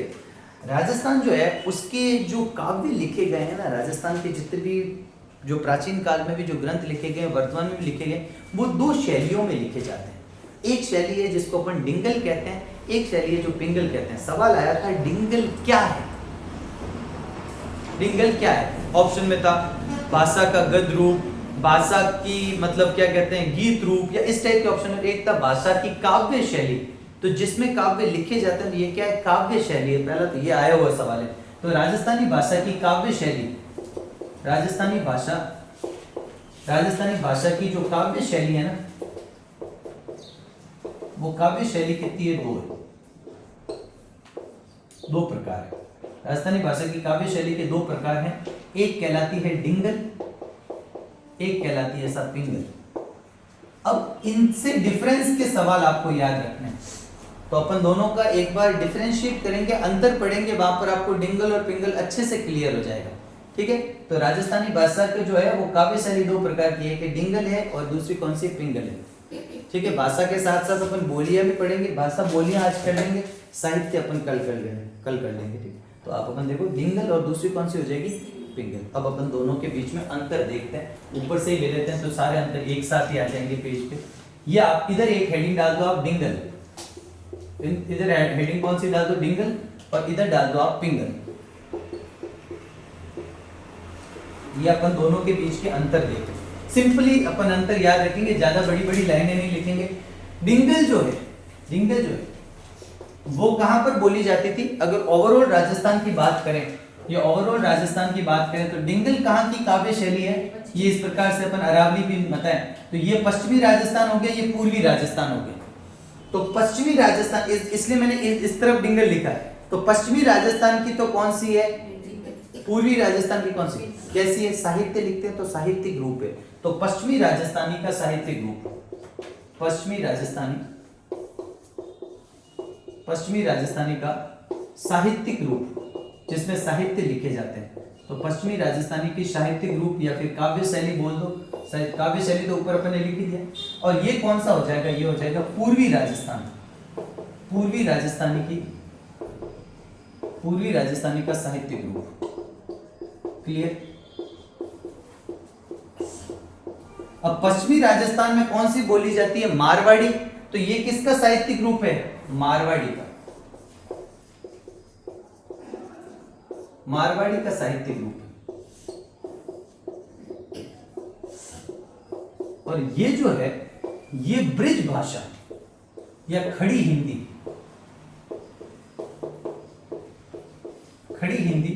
या ब्रिज भाषा का साहित्यिक रूप है।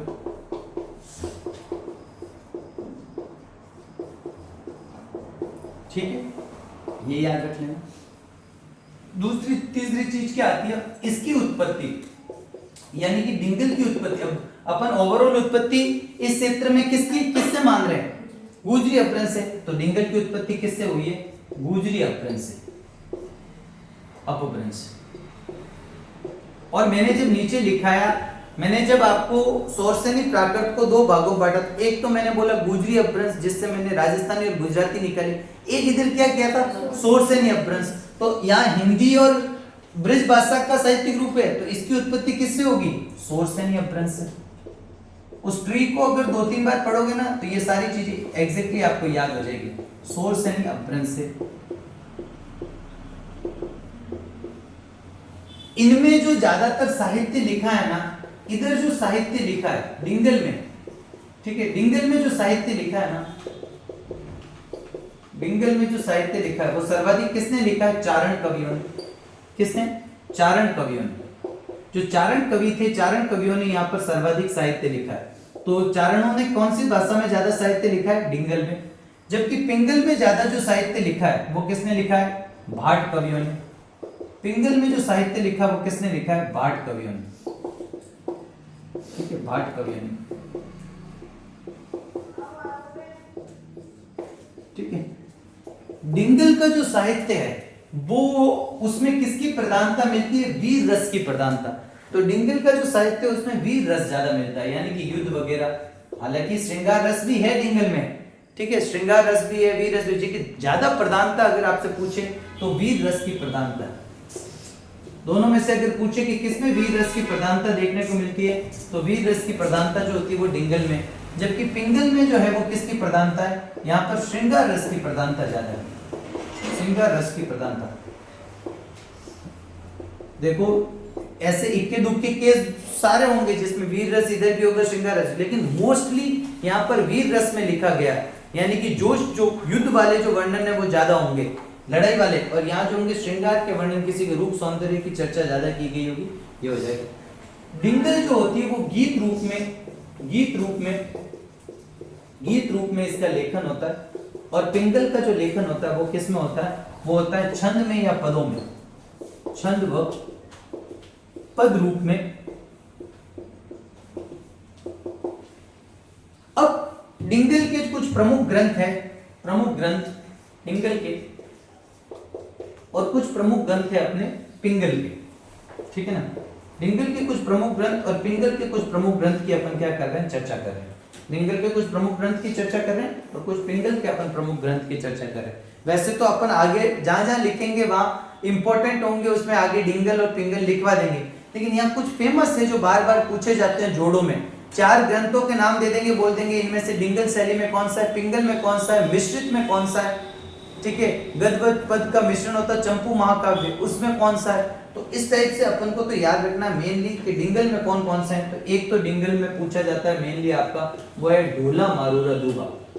किसका दोहा है? ढोला मारूरा दोहा। सब आप जानते हो किसने लिखा है? कवि कलोल। कवि कलोल जो है उन्होंने ये ढोला मारूरा दोहा लिखा है, और ये ढोला मारूरा दोहा जो है कवि कलोल ने, ये किसकी कहानी है? ये किसकी कहानी है? ढोला, जो नरवर का राजा था, नरवर का शासक, नरवर एमपी का शासक था ढोला, और जो मरवन, जिसको मारू कहते हैं, मारू या मरवन, ये पुंगल बीकानेर की क्या थी? राजकुमारी थी। पुंगल बीकानेर की राजकुमारी। इनकी प्रेम कहानी बहुत फेमस है, कहते हैं 3 साल की आयु में इनका विवाह तय हो गया था। तो ढोला और मारू की जो है वो प्रेम कहानी जो है बहुत फेमस है। तो ढोला मारू की प्रेम कहानी कवि कलोल ने, हालांकि इसकी जो चौपाइयाँ छूट गई थी, उन चौपाइयों को बाद में जो है वो लिखा गया था, और वो लिखा था कुशल लाभ ने।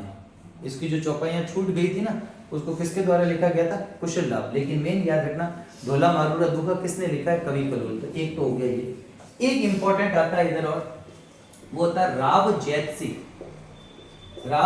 रो छंद। राव जैतसी रो छंद। और राव जैतसी रो छंद आप सब जानते हो किसने लिखा है? बीटू सूजा ने। देखो जो इंपॉर्टेंट है वो यहीं पर कवर करते जा रहे हैं, बीटू सूजा। और ये राव जैतसी रो छंद किससे रिलेटेड है?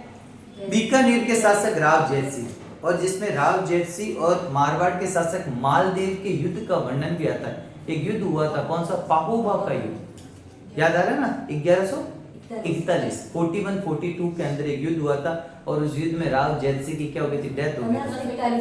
मैंने क्या बोला? 1100 बोल दिया गलती से। 1541 में मालदेव के समय जो उन मालदेव ने अटैक करा था, मालदेव के 2 सेनापति जैता और कूपा, ठीक है, फिर उन पे अटैक कर दिया। फिर दुर्ग का प्रशासक किसको बनाया गया? कूपा को जो है वो जब जीत लिया ना इन्होंने, फिर आपको बताओ तो राव जैतसी के बेटे किसकी शरण में चले गए? अब उस शेरशाह सूरी की शरण में बाद में एक युद्ध हुआ था जिसको अपन कौन सा युद्ध कहते हैं, तो वो राव जयश्री था, उस समय बीकानेर का राजा था, उसके दरबार में एक व्यक्ति रहता था बीटू सूजा। इसने राव जयश्री और एक जो हुमायूं जो था उसका एक भाई था कामरान, उसके मध्य युद्ध का भी वर्णन मिलता है। राव जयश्री के बारे में पूरी डिटेल जो मिलती है ना वो अपन को बीटू सूजा के ग्रंथ से मिलती है, ये याद रहेगा, ठीक है। इसी में ही अपन ने पहले भी देखा था कि बीकानेर का जो होता जो शासक का लूणकरण, उसे क्या कहा जाता, कलयुग का कर्ण, वो भी अपन ने इसी ग्रंथ का बात, तो ये अपन को याद रखना। इसमें बीकानेर के शासक राव जयश्री के बारे में, ठीक है, बीकानेर के शासक राव जयश्री के बारे में, और इसमें मालदेव और राव जयश्री के युद्ध का वर्णन भी है। तो एक ये दो इधर लिख लेते हैं पहले, फिर और भी ग्रंथ लिखने। इधर एक ग्रंथ चलता है फेमस, आप सब जानते हो, इसके बारे में तो बताने की जरूरत ही नहीं है, पृथ्वीराज रासो। किसने लिखा है?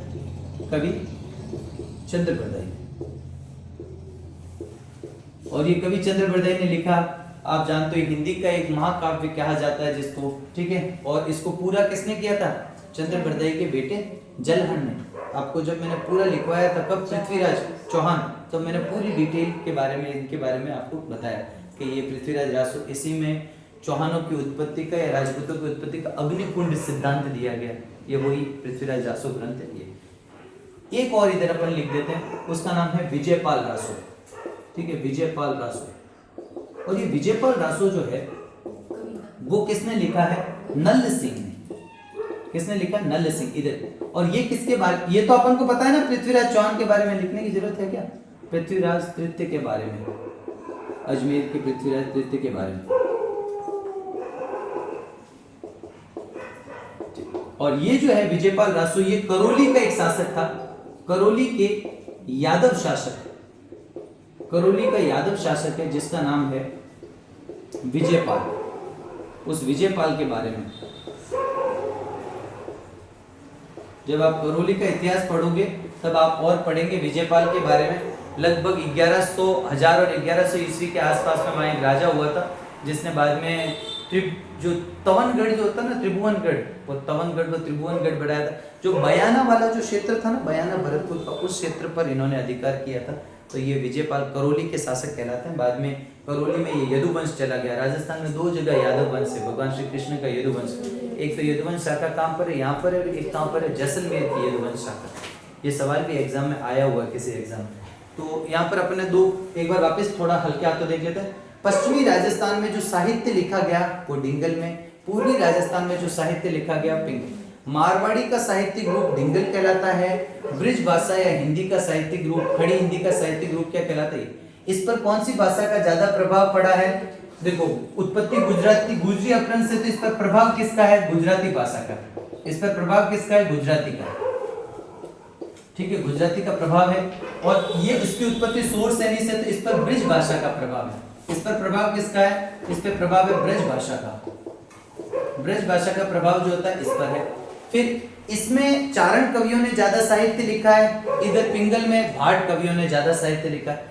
इधर वीर रस की प्रधानता है, इधर श्रृंगार रस की प्रधानता है। ये गीत रूप में बोला गया या लिखा गया है, और ये किसमें? पद रूपों में या छंद रूपों में लिखा गया है। इसके प्रमुख ग्रंथों के अंदर अपन बात करें तो एक तो ढोला मारूरा दुआ, और एक राग और भी लिखाऊंगा मैं अभी, एक लिखा है ढोला मारूरा दुआ, जो नरवर मध्य प्रदेश का राजा ढोला और उनकी जो प्रेमिका या उनकी जो पत्नी है मरमन, जो पुंगलगढ़ बीकानेर की राजकुमारी, उनके बीच की प्रेम कहानी का उल्लेख है। किस प्रकार बाल्यकाल में उनका विवाह हो जाता है, बाद में ढोला ये भूल जाता है, ढोला को बार बार याद दिलाया जाता है। ढोला के अन्य रानियां, ढोला मरवन की स्टोरी एक बार अच्छे से पढ़ लेंगे, कभी फ्री होंगे तो। एक तो ढोला मरवन की कहानी, एक आपकी हो जाएगी जो महेंद्र मूमल महेंद्र की कहानी, एक आपकी जो है वो अचलदास खींची वाली जो कहानी है, ठीक है, लाला मेवाड़ी वाली जो कहानी है वो पढ़ लेंगे। 2-4 जो फेमस कहानियां, बाकी सहल कंवर वाली, हाड़ी रानी वाली तो आपको पता ही, ये 2-4 बातें अपन पढ़ लेंगे। तो एक तो ढोला मारू वाली बात। राव जयसिंह छंद भी डिंगल शैली में लिखा गया है। राव जयसिंह छंद लिखा बीटू सूजा ने, और ये बीटू सूजा ने लिखा, इसमें बीकानेर के राजा राव, ऐसे सवाल आते हैं ये किसके बारे में है, तो बीकानेर के शासक राव जयसिंह के बारे में। राव जयसिंह के 2 प्रमुख युद्ध इसमें आते हैं, एक तो कामरान के विरुद्ध किया हुआ राती घाटी का युद्ध, और एक पहोबा का युद्ध जो इसने मालदेव के विरुद्ध किया था, जिसमें मालदेव जीत गया था। कामरान वाले में राव जैतसी जीता था। ठीक है, पहले तो कामरान ने बीकानेर के किले पर अधिकार कर लिया, फिर बाद में इन्होंने रात को अटैक किया, तो जिस स्थान पर अटैक किया वो राती घाटी कहलाए, तो थोड़ा बहुत सुना हुआ होना चाहिए। ठीक है, फिर पृथ्वीराज रासो, इसके बारे में आपको पूरा पता है। अजमेर के शासक पृथ्वीराज चौहान के बारे में ग्रंथ है, लिखने वाले चंद्र बड़दई, पूरा उनके पुत्र जलहरण के। विजयपाल रासो, याद रखना ये कैसा ग्रंथ है, पिंगल शैली का ग्रंथ है। और विजयपाल रासो जो किसने लिखा, नल्ल सिंह ने। किसका दरबारी विद्वान था, विजयपाल का। विजयपाल कहाँ का शासक है, करौली का। कौन सा शासक है, यदुवंशी। तो इसके बारे में जो उल्लेख है, जानकारी, सवाल आ जाएगा विजयपाल के बारे में जानकारी का स्रोत विजयपाल रासो है, वो किसने लिखा है, नल्ल सिंह ने। नल्ल सिंह द्वारा लिखा गया ग्रंथ कौन, विजयपाल के बारे में जानकारी, ये कहाँ का शासक था, तो करौली का। इस टाइप से घुमा के पूछ लेगा। जो जो साहित्य यहाँ हो रहा है कवर, उसको करते जाना, फिर आगे अलग से साहित्य तो आपको बताना ही है। ठीक है, और कौन सा है, डिंगल शैली के और जो ग्रंथ है, एक आता है डिंगल शैली का एक प्रमुख ग्रंथ आता है, उसका नाम है, एक प्रमुख ग्रंथ आता है रुक्मणी हरण। ये लिखा है के.एम. मुंशी। एक आता है नागदमन। नागदमन ये भी डिंगल शैली में लिखा गया, ये लिखा है सायाजी झूला ने। एक ग्रंथ आता है, ठीक है, अचल दास खींची। ये याद रखने पड़ेंगे ग्रंथ, अचल दास खींची वचनी का। फिर मैं पूछूंगा आपसे, ठीक है, अचल दास खींची वचनी का ये किसने लिखा है, शिवदास गार्डन ने। पहले मैं नाम लिख देता हूँ, फिर साथ में थोड़ी थोड़ी चर्चा करते हैं। शिवदास गार्डन ने, ठीक है। और एक आता आपका, मोस्टली यहाँ पर जो होंगे चारण कवि होंगे जो डिंगल शैली में लिखेंगे। एक ग्रंथ आता है रतन सिंह महेश दासोत। या आगे वचनी का जोड़ देना, वचनी का रतन सिंह महेश दासोत्री, महेश दासोत्री,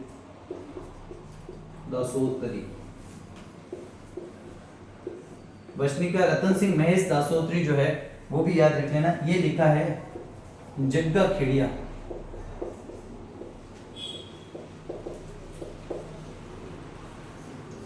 ठीक है, इधर आता आपका पिंगल में अपन ने कौन कौन से ग्रंथ लिख लिए। पिंगल में अपन ने पृथ्वीराज रासो लिख दिया, अपन ने विजयपाल रासो लिख दिया, एक खुमान रासो। खुमान रासो कहाँ लिखा गया, पिंगल में लिखा गया। एक रतन रासो भी कौन सी शैली में लिखा गया, पिंगल शैली में लिखा गया। इसके अलावा आपका खुमान रासो, रतन रासो, विजयपाल रासो, ठीक है। और कौन सा, वंश भास्कर,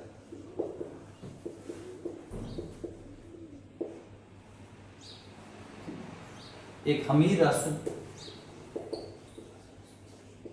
रासो ग्रंथ ज्यादातर कहां पर है, पिंगल शैली में। ठीक है, लिखने वाले के लेखकों के नाम लिख देता हूं। खुमान रासो लिखा है दलपत विजय ने, ये इंपॉर्टेंट नाम है जो डायरेक्टली आपसे पूछे जाते हैं। रतन रासो लिखा है कुंभकर्ण ने। वंश भास्कर आप सब जानते हो, लिखा है सूर्यमल मिश्र ने। हमीर रासो दो लोगों ने लिखा है, कहां कहां लिखा है उसकी चर्चा कर लेंगे। एक तो है सारंगधर और एक अहिर वाटी पढ़ेंगे तो बहुत चर्चा कर लेंगे, जोधराज। जब बोली पढ़ेंगे ना तो ये, अब ये तो एक बार आप नोट नाम लिख दो, फिर थोड़ी थोड़ी चर्चा अपन सबसे करते हैं कि क्या क्या है, कौन कौन से ग्रंथ है। आगे जब साहित्य लिखेंगे तब आपको थोड़ा बहुत याद होना चाहिए कि ये ग्रंथ तो हमने पढ़े हैं, ये तो हमको बताएं।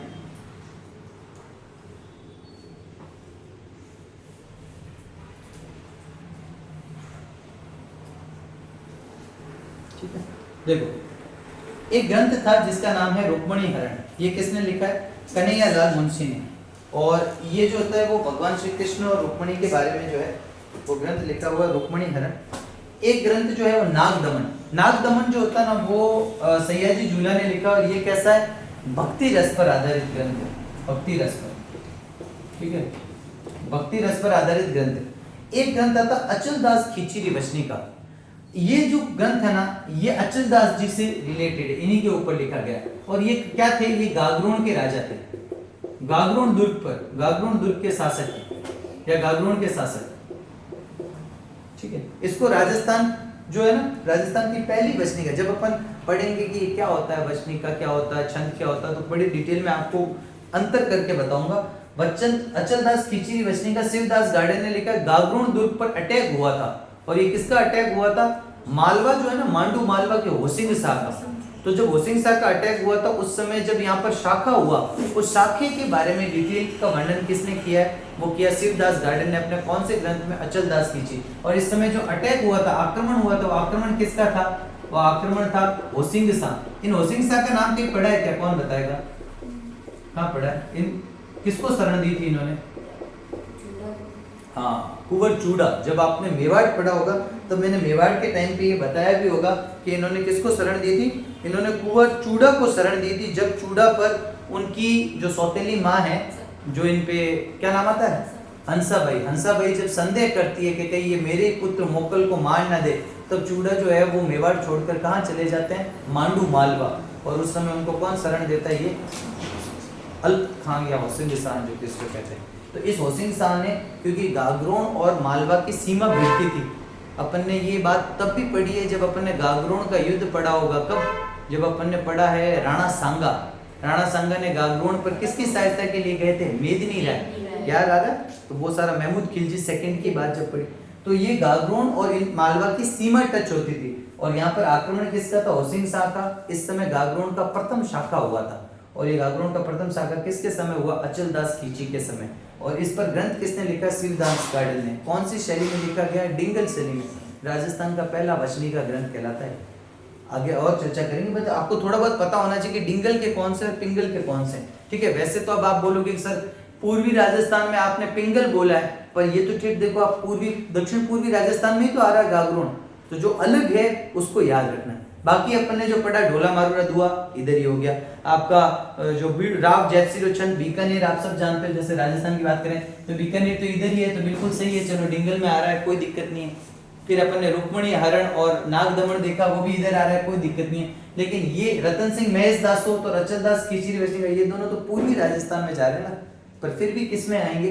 डिंगल शैली में लिखे गए हैं, इसलिए याद रखना। ये रतन सिंह महेश दासोत कौन था?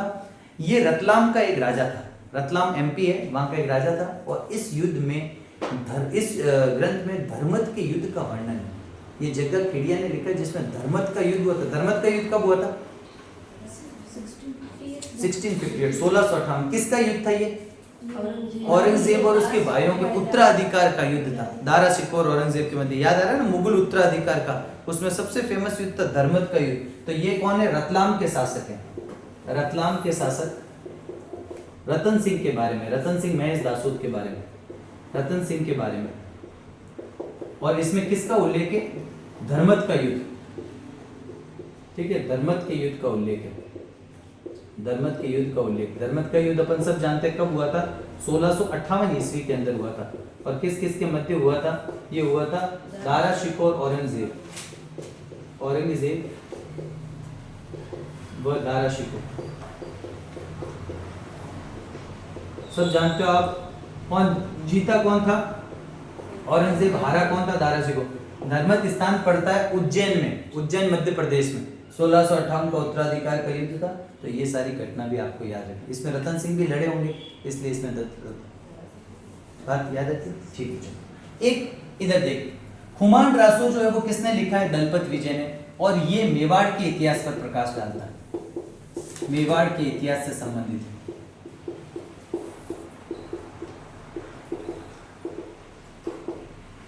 रतन रासो ये कुंभकर्ण ने लिखा है, ये मारवाड़ के इतिहास से संबंधित है।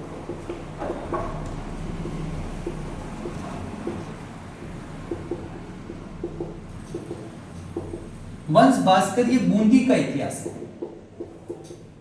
कहां का इतिहास है? बूंदी का इतिहास है। और बूंदी में भी आप सब जानते हो किसके समय? राम सिंह सेकंड, बूंदी के शासक राम सिंह सेकंड के बारे में।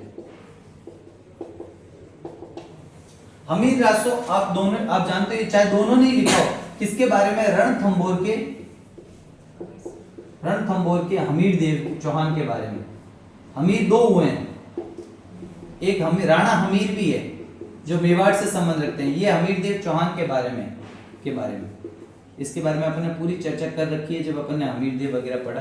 तो ये आपको बात याद रखनी है। कुछ 6-7 ग्रंथ मैंने इधर बताए, 6-7 ग्रंथ इधर बताए जो मेनली पूछे जाते हैं। तो पिंगल में अधिकांश अपन ने रासों की बात करी, पृथ्वीराज रासो अपना कौन हो जाएगा, चंद्रबरदाई ने लिखा। विजयपाल रासो अपन ने देखा, किसने लिखा, नल सिंह ने लिखा, करौली के शासक विजयपाल के बारे में। फिर अपन ने देखा कौन सा, रतन रासो मारवाड़ के इतिहास के बारे में कुंभकर्ण ने लिखा। कुमार रासो दलपत विजय ने लिखा, मेवाड़ के इतिहास की जानकारी मिलती है, इसको मेवाड़ का एनाल्स ग्रंथ भी कहा जाता है। ठीक है, आगे ग्रंथों में और डिटेल में चर्चा, अभी सिर्फ आगे आए तो नाम मैंने बताया, थोड़ा बहुत आइडिया आपको रहे।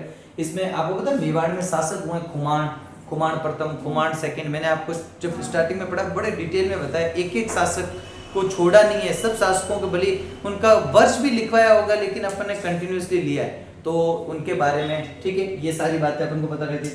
वंश भास्कर तो आप सब जानते हो, बहुत फेमस ग्रंथ है। ठीक है, सूर्यमल मिश्रण जिन्हें राजस्थान का राजकवि कहते हैं, और ये बूंदी के किसके दरबारी थे, राम सिंह से, हरना गांव बूंदी से संबंध रखते हैं। ठीक है, इन्होंने ही तो 1857 की क्रांति को क्या कहा था, राजस्थान का प्रथम स्वतंत्रता संग्राम। ये वही है सूर्य जिसने एक जो अपन ने बोली थी, एक उक्ति प्रचलित थी, क्या थी, इलाना देनी आपनी हालरिये हुल रहा है, पूत सिखावे पालने न मरेन बढ़ावे मान।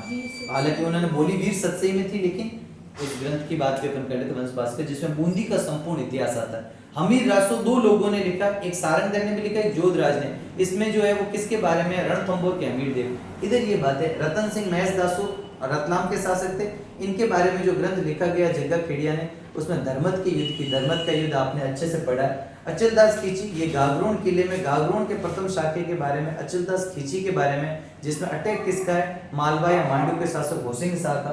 नाग दमन सयाजी झूले, ये भक्ति रस पर आधारित है, और के एम मुंशी ने रुक्मणी हरण जो है वो ग्रंथ लिखा।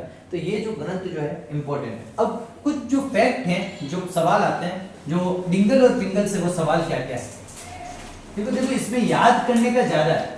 ऐसा नहीं है फिर आप बोलोगे सर ये तो बोरिंग हो गया, क्योंकि अपन को फैक्ट पर फोकस करना है, और फैक्ट जैसा लिखा है वैसा उसको पी लेना है, घोट लेना है। कोई इफ नहीं है, कोई बट नहीं है, जो है सो है। परीक्षा में आपको ये लाइनें मिलेगी तब आप अजीब राजी होगा कि हाँ भाई जो पढ़ा है वो काम आ गया।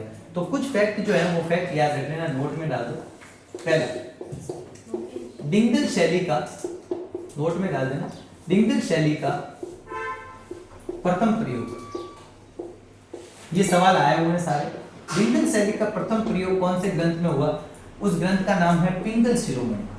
अब कंफ्यूज करता है कि नहीं करता, सब बात तो आप डिंगल की बता रहे हो और ग्रंथ का नाम पिंगल शिरोमणि बता रहे हो। डिंगल शैली का प्रथम प्रयोग कौन से ग्रंथ में हुआ है, पिंगल शिरोमणि ग्रंथ में हुआ है। और ये पिंगल शिरोमणि ग्रंथ कब लिखा गया, 1550 ईस्वी में लिखा गया। और ये लिखने वाले लेखक का नाम क्या है, लेखक का नाम है कुशल लाभ। तो सीधा सीधा सवाल आएगा, पिंगल शिरोमणि किसने लिखा है, पिंगल शिरोमणि लिखा है कुशल लाभ ने, जिसमें डिंगल शैली का पहला प्रयोग जो है वो देखने को कहां पर मिलता है, यहां पर मिलता है। दूसरा, ठीक है, दूसरा डिंगल शब्द का प्रयोग, डिंगल शब्द का प्रयोग जो है, डिंगल शब्द का प्रयोग, प्रथम प्रयोग, डिंगल शब्द का प्रथम प्रयोग कौन से ग्रंथ में किया गया, उसका नाम है कुकवि बत्तीसी। कुकवि बत्तीसी, और ये कुकवि बत्तीसी है, कुकवि बत्तीसी ये लिखा गया 1814 ईस्वी में। और ये लिखने वाला कौन है, बाकीदास आसी। कौन सा गीत लिखा था अंग्रेजों पर इन्होंने, आयो अंग्रेज मुल्क के ऊपर, मान सिंह के दरबारी विद्वान थे। इसके लेखक कौन हो गए, बाकीदास आसी, मारवाड़ के मान सिंह के दरबारी विद्वान। एक आता है सवाल कि डिंगल भाषा को राजस्थानी भाषा किसने कहा, डिंगल भाषा को राजस्थानी भाषा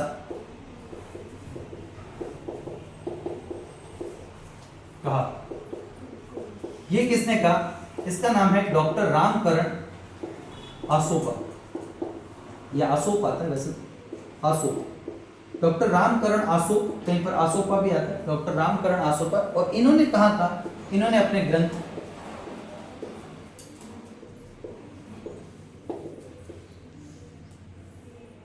राजरूपक,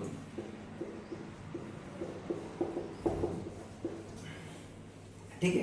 तो अभी अपन ने क्या क्या बात करी, ये 2-3 फैक्ट है। डिंगल शैली का प्रथम प्रयोग पूछा जाता है, डिंगल शिरोमणि ग्रंथ में 1550 में ग्रंथ लिखा, लिखने वाले का नाम है कुशलदास। डिंगल शब्द का प्रथम प्रयोग कवि 32 में किया गया, 1814 का ग्रंथ है, बाकीदास आसिया ने। और डिंगल भाषा को पहली बार राजस्थानी भाषा किसने माना? देखो तो वो आपका आंसर क्या हो जाएगी, जबकि इस क्षेत्र में बोले जाने वाली बोलियों के लिए राजस्थानी शब्द का सर्वप्रथम प्रयोग किसने किया है? तो वो है आपका जॉर्ज अब्राहम गियर्सन, जिन्होंने कब किया? 1908 या 1912, जैसा विकल्प है वैसा, लिंग्विस्टिक सर्वे ऑफ इंडिया पुस्तक में। जबकि डिंगल भाषा को पहली बार राजस्थानी भाषा किसने माना है? वो माना रामकरण अशोक ने। कौन से ग्रंथ में? राजरूपक ग्रंथ। ये फैक्ट सारे याद रह जाएंगे और आगे बढ़ते हैं। इतना सन्नाटा क्यों भाई? क्या बहुत बोरिंग है क्या? ठीक है, अब एक सवाल और पूछा जाता है, वो पूछा जाता है इनके चरण से, विकास के चरण पूछे जाते हैं। किसके विकास के चरण? जो राजस्थानी भाषा जो है उसका किस किस हिसाब से डेवलपमेंट हुआ। अपन ने बोला 12वीं शताब्दी के अंत में अपन इसकी उत्पत्ति मानते हैं, 16वीं शताब्दी तक ये अपने स्वतंत्र रूप में आई, और 1650 से 1850 तक इसका गोल्डन पीरियड है, स्वर्णिम काल है। और उत्पत्ति में सर्वाधिक मान्य मत हम मानते हैं गुजरी अपभ्रंश से। तो उसी को आधार मानते हुए राजस्थानी भाषा के ये सारे महत्वपूर्ण पॉइंट में लिखा है मैंने, राजस्थानी भाषा के उत्पत्ति के चरण, राजस्थानी भाषा के उत्पत्ति के चरण। ठीक है, चरण जो है वो कैसे बांटे जाते हैं? देखो, राजस्थानी भाषा की उत्पत्ति के चरण, पहला चरण जो है वो है 11वीं से 13वीं सदी। मिलान करने वाला सवाल आया था ये, तब से ये फेमस हो गया। 11वीं से 13वीं सदी में यहाँ पर जो भाषा बोली जाती थी वो कौन सी है? गुजरी अपभ्रंश। तो राजस्थानी भाषा पहले क्या कहलाती थी? गुजरी अपभ्रंश। 13वीं से 16वीं सदी तक, 13वीं से 16वीं सदी तक यहां जो बोली जाती थी उसे प्राचीन राजस्थानी कही जाती। क्या कहते हैं उसे? प्राचीन राजस्थानी। और जितना भी जैन साहित्य लिखा गया वो इसी समय में जो है वो अधिकांश जैन साहित्य लिखा है।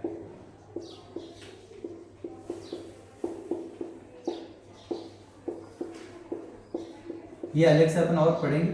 कुछ जैन साहित्य इस समय भी लिखा गया, लेकिन अधिकांश जैन साहित्य 13वीं से 16वीं शताब्दी के बीच में लिखा गया।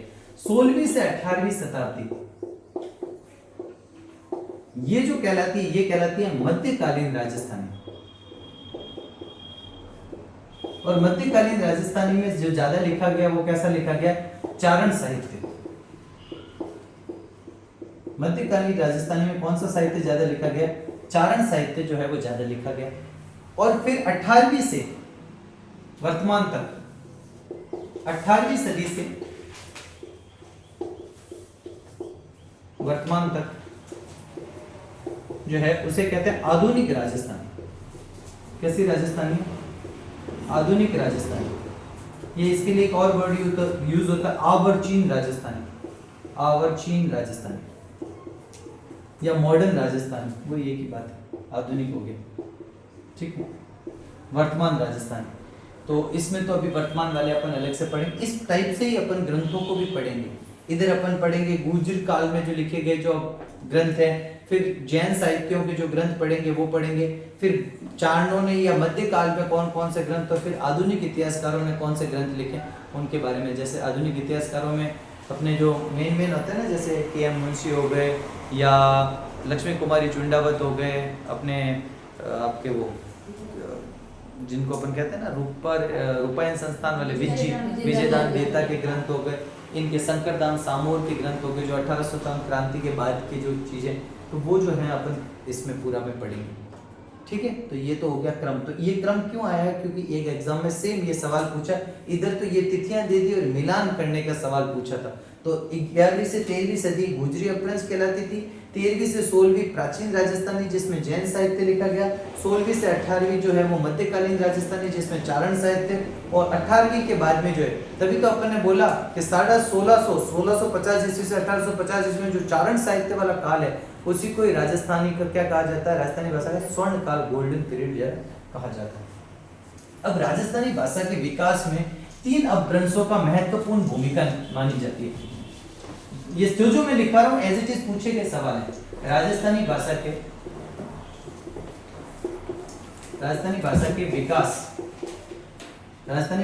विकास में तीन अपभ्रंश महत्वपूर्ण है। वैसे तो कौन सी से मेन अपन को उत्पत्ति माननी है?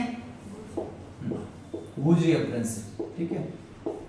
और ये तीन अपभ्रंश मैंने आपको पहले ही लिखवा दिए। एक तो गुजरी अपभ्रंश जिसको मारू गुजर अपभ्रंश भी कहते हैं, और गुजरी अपभ्रंश से उत्पत्ति मानने वाले लोग कौन है? बताओ तीन नाम फटाफट, कैसे याद रखे थे? हीरालाल माहेश्वरी। क्या मिल गया गुजरों को? क्या मिल गया? हीरा मिल गया, मोती मिल गया, और वो क्या बन गए? मुंशी बन गए, ठीक है। फिर दूसरा है शोरसेनी अपभ्रंश से कौन मचाते हैं शोर? एक तो एलपी टेसीटोरी महोदय मचाते हैं और एक महावीर प्रसाद मचाते हैं, तो दूसरा हो गया। और एक आपका था नागर अपभ्रंश। इन तीन को माना जाता है। नागर में कौन था? नगर में कौन कौन रहता था?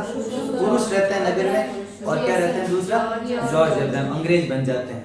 तो फिर क्या हो गया? अंग्रेज भी सिटी में रहते हैं और साथ ही साथ पुरुष भी जो होते हैं वो सिटी में रहते हैं। ऐसा नहीं, अब तो महिलाएं भी रहती है, कोई यूं बोल देगा आगे कि पुरुष ही कैसे रहते हैं। इन्होंने जब लिखा तब तक तो पुरुष ही रहते थे, अधिकांश कमाने जाते थे देशा भर, ठीक है। फिर महिलाएं पीछे वीरक गीत गाती थी, उस टाइम महिलाओं के भी आएगा, पुरजान वगैरह वीरक गीत यही तो थे। एक वो अपना गीत था सुबटियो, हाँ भीलो, हाँ तो भील महिला वीरक गीत गाती थी। भील आदमी नहीं जा सकता क्या कमाने बाहर, ठीक है। जंगल में क्यों, ऐसा जरूरी थोड़ी। चलिए, तो ये बात आप याद रखना, गुजरी अपभ्रंश, शोरसेनी अपभ्रंश और नागर अपभ्रंश, इन तीनों ने राजस्थानी भाषा के विकास में महत्वपूर्ण भूमिका निभाई। लेकिन अपन उत्पत्ति किससे मानते हैं? मरु गुजर अपभ्रंश से। ये सर्वाधिक मान्य मत है। अन्य अलग अलग क्या, इसमें आपको सौराष्ट्रीय अपभ्रंश नहीं लिखना है, मेन उत्पत्ति में ये तीन है। सौराष्ट्रीय अपभ्रंश से एक जो व्यक्ति मानता है वो कौन है? सुनीति कुमार चटर्जी। तो ये तीन अपभ्रंश। अब अपन आएंगे किसमें? बोली, हाँ महाराष्ट्र नहीं, सौराष्ट्र महाराष्ट्र अलग है। सौराष्ट्री जो महाराष्ट्र का सीमावर्ती क्षेत्र जो गुजरात का आता था वो कहलाता था सौराष्ट्र। सुनीति को तुमने महाराष्ट्र लिखा है, कहाँ लिखा है महाराष्ट्र? लास्ट में मैंने महाराष्ट्रीय अपभ्रंश लिखा है, सौराष्ट्रीय लिखा है। अच्छा महाराष्ट्रीय लिखे, उसको सौराष्ट्रीय अपभ्रंश कर देना। जो मैंने आपको चार लिखा है तो उसमें लास्ट में मैंने महाराष्ट्रीय लिखा था, पक्का? नहीं, मैंने ये लिखा होगा कि वो ट्री में बताया होगा, कि ट्री में मैंने बताया होगा। चलो कोई बात, उसको सौराष्ट्रीय अपभ्रंश कर देना। ये ऐसे सौराष्ट्रीय अपभ्रंश कर देना, मेरे गलती से लिख दिया होगा, उसे सौराष्ट्रीय अपभ्रंश कर देना। और सुनीति कुमार चटर्जी, तो सौ से सुनीति, स ऐसे याद रखना ना थोड़ा बहुत। देखो याद रखने के तरीके अगर आप, वैसे तो मैं ट्रिकों के कहीं पर भी समर्थन में नहीं हूँ, लेकिन कई बार बहुत सारे नाम इकट्ठे होते हैं तो कुछ तरीका ढूंढते हैं जो लॉन्ग टर्म तक अपनी एग्जाम तक मेमोरी में रहे। अब अपन आते हैं राजस्थान की कुछ बोलियां, फिर अपन साहित्य पढ़ेंगे और फिर अपन पढ़ेंगे ये जो पदावलियां हैं ना जिनसे मेन सवाल बनते हैं उनके। तो राजस्थान की बोलियों के लिए दो लोग हैं जिन्होंने वर्गीकरण किया, वैज्ञानिक वर्गीकरण। जो मेन अपन पढ़ते हैं जो डिटेल में, वो पढ़ते हैं एलपी टेसीटोरी का वर्गीकरण। और एलपी टेसीटोरी वो व्यक्ति है जिन्होंने राजस्थान की ग्रामर दी, राजस्थानी व्याकरण दी, राजस्थान की डिक्शनरी शब्दकोश किसने दिया? सीताराम लालस, जोधपुर से संबंध रखते थे। 1977 में पद्मश्री मिला और उन्हें राजस्थान की मशाल कहा जाता है, राजस्थानी भाषा की मशाल कहा जाता है। और ये किसने कहा? Encyclopedia of Britannica. ये बात अपन ने किसकी पढ़ ली थी? सीताराम लालस की। उन्होंने तो राजस्थानी शब्दकोश दिया, जबकि राजस्थानी व्याकरण देने वाले कौन है? इटली के जो भाषा शास्त्री है जिनका नाम है एलपी टेसीटोरी। इन्होंने भी एक पुस्तक लिखी, पुस्तक का नाम है इंडियन एंटिक्वेरी। और इस इंडियन एंटिक्वेरी में इन्होंने बोला कि मेरे हिसाब से राजस्थानी भाषा का उद्भव जो है वो शोर से नहीं, अभी अपन ने पढ़ा शोर कौन मचाता है? एलपी। तो एलपी टेसीटोरी ने अपने हिसाब से बोला कि मेरे हिसाब से शोर से नहीं अपभ्रंश से राजस्थानी भाषा का उद्गम हुआ। और मैं राजस्थानी भाषा को सिर्फ दो भागों में बांटता हूँ, पश्चिम में बोले जाने वाली पश्चिमी राजस्थानी और पूर्व में बोले जाने वाली पूर्वी। अब उस पश्चिमी में कौन कौन से आती है और पूर्वी में कौन कौन से आती है, वही अपने राजस्थान की बोलियां पढ़ेंगे। अब 1961 की जनगणना के अनुसार राजस्थान में कितनी बोलियां? याद रहेगा। तो अपन ने एक कहावत भी देख ली, 5 कोस पर पानी बदले 7 कोस पर वाणी। ठीक, चलिए आगे बढ़ते। तो यहाँ पर अपन ने एक बात, व्यक्ति का नाम लिखा है doctor LP Tessitori. Doctor LP Tessitori, doctor LP Tessitori क्या है? ठीक है, डॉक्टर एलपी टेसीटोरी इटली के भाषा शास्त्री। और भी बातें इनकी करेंगे, लेकिन अभी तक जो काम की चीज है वो इटली के भाषा शास्त्री है। और इन्होंने जो पुस्तक लिखी है उस पुस्तक का नाम है इंडियन एंटीक्वेयर,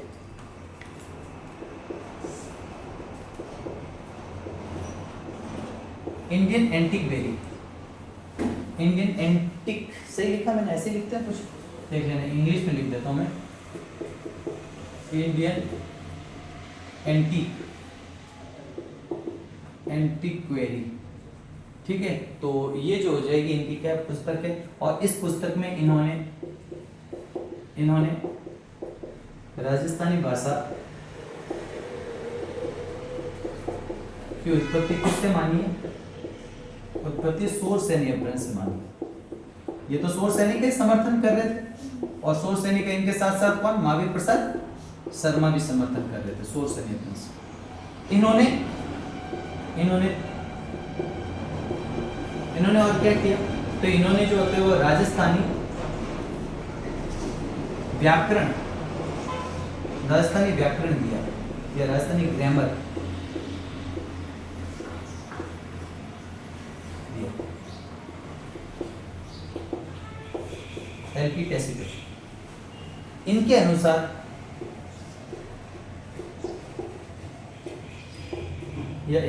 क्या, जिससे अच्छा इन्होंने राजस्थानी भाषा का दो भागों में वैज्ञानिक वर्गीकरण किया। इन्होंने राजस्थानी भाषा का दो भागों में वर्गीकरण किया, वैज्ञानिक वर्गीकरण। और इन्होंने जो दो भाषा बताई वो कौन कौन सी है सर? एक तो है पश्चिमी राजस्थान और एक है पूर्वी राजस्थान।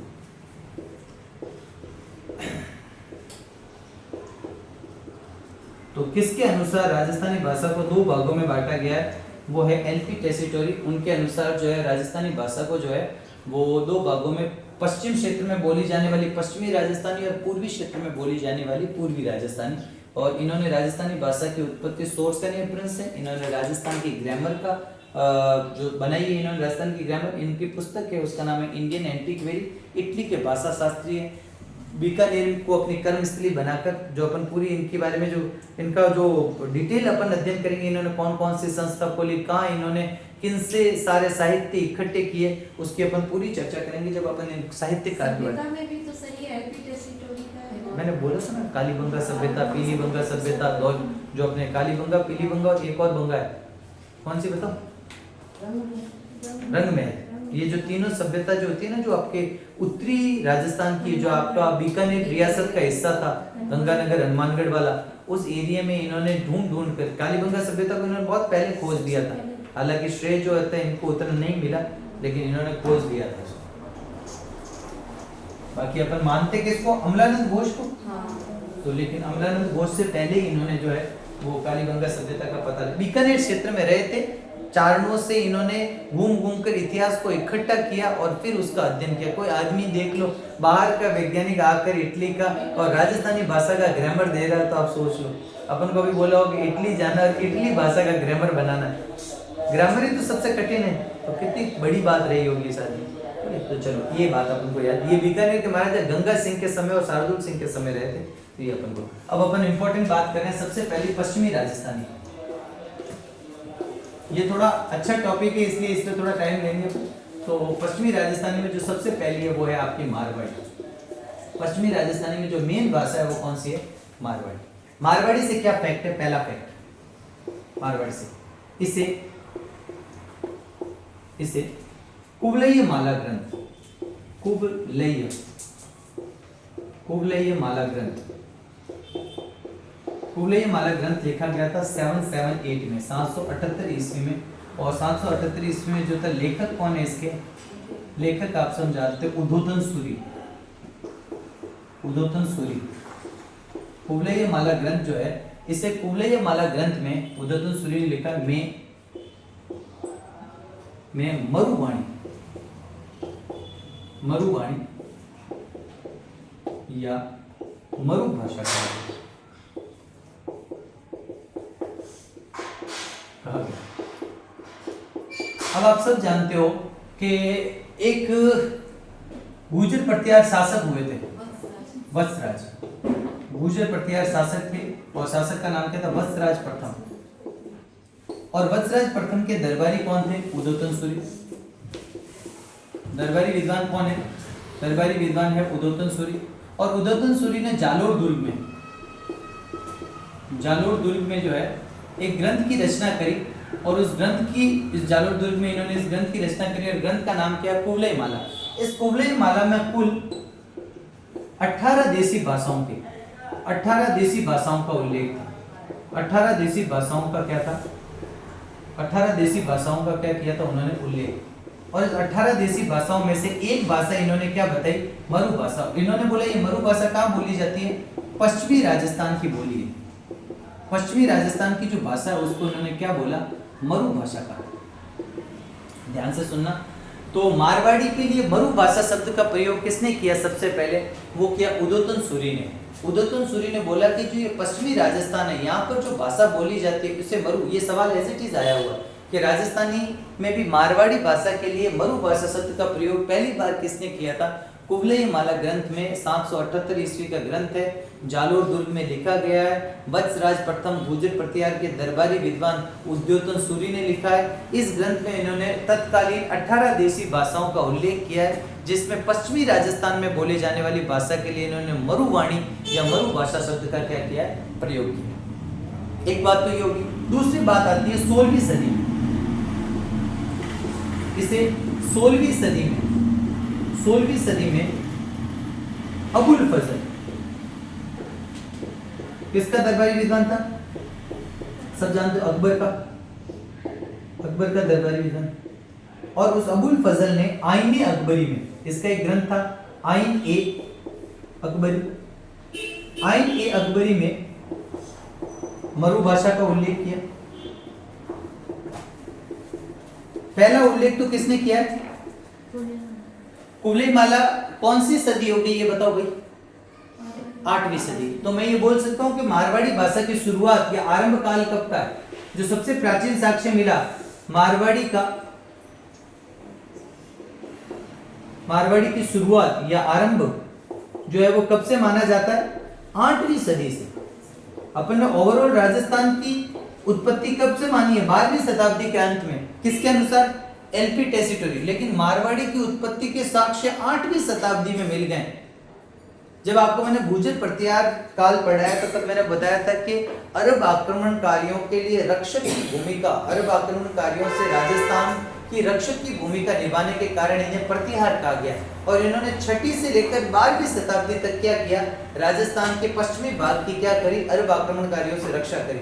तो उसी में जब एक राजा हुए थे जो जालोर भीनमाल के शासक थे, और उनका नाम था वत्सराज। इनके दरबार में रहने वाला उदोतन सूरी जो है, इन्होंने जालोर में रहते हुए 778 में एक ग्रंथ लिख दिया, और इस ग्रंथ का नाम क्या था? कुवलय माला, जिसमें उस समय जो क्षेत्रीय भाषा बोली जाती थी टोटल 18 देसी भाषाओं का उल्लेख किया। और जो पश्चिमी राजस्थान की भाषा को उसने क्या नाम दिया? मरु भाषा या मरुवाणी का नाम दिया। बाद में यही मरु भाषा क्या कहलाई? मारवाड़ी कहलाई। तो मारवाड़ी के लिए मरु भाषा। फिर बात आता है कि 16वीं शताब्दी में अबुल फजल जो है, जो अकबर का दरबारी विद्वान है, उसने भी अपने ग्रंथ में आईने अकबरी में मारवाड़ी का यानी मरु भाषा का क्या किया है? उल्लेख किया।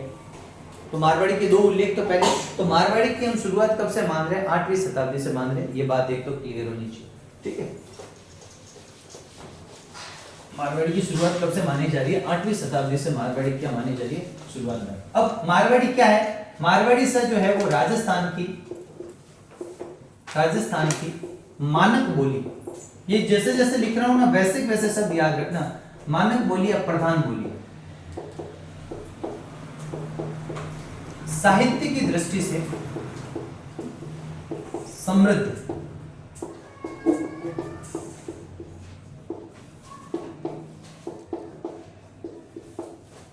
दूसरा पश्चिमी राजस्थान की, पर ये लिख रहा हूं शॉर्ट में, पश्चिमी राजस्थान की प्रमुख बोली या मुख्य बोली कौन सी है? मारवाड़ी मुख्य बोली। उत्पत्ति किससे है राजस्थानी मारवाड़ी की जो उत्पत्ति है गुजरी अपभ्रंश से।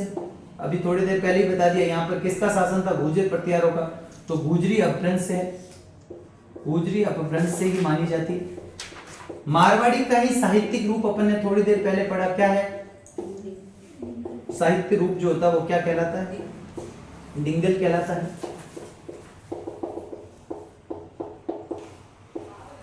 ठीक है।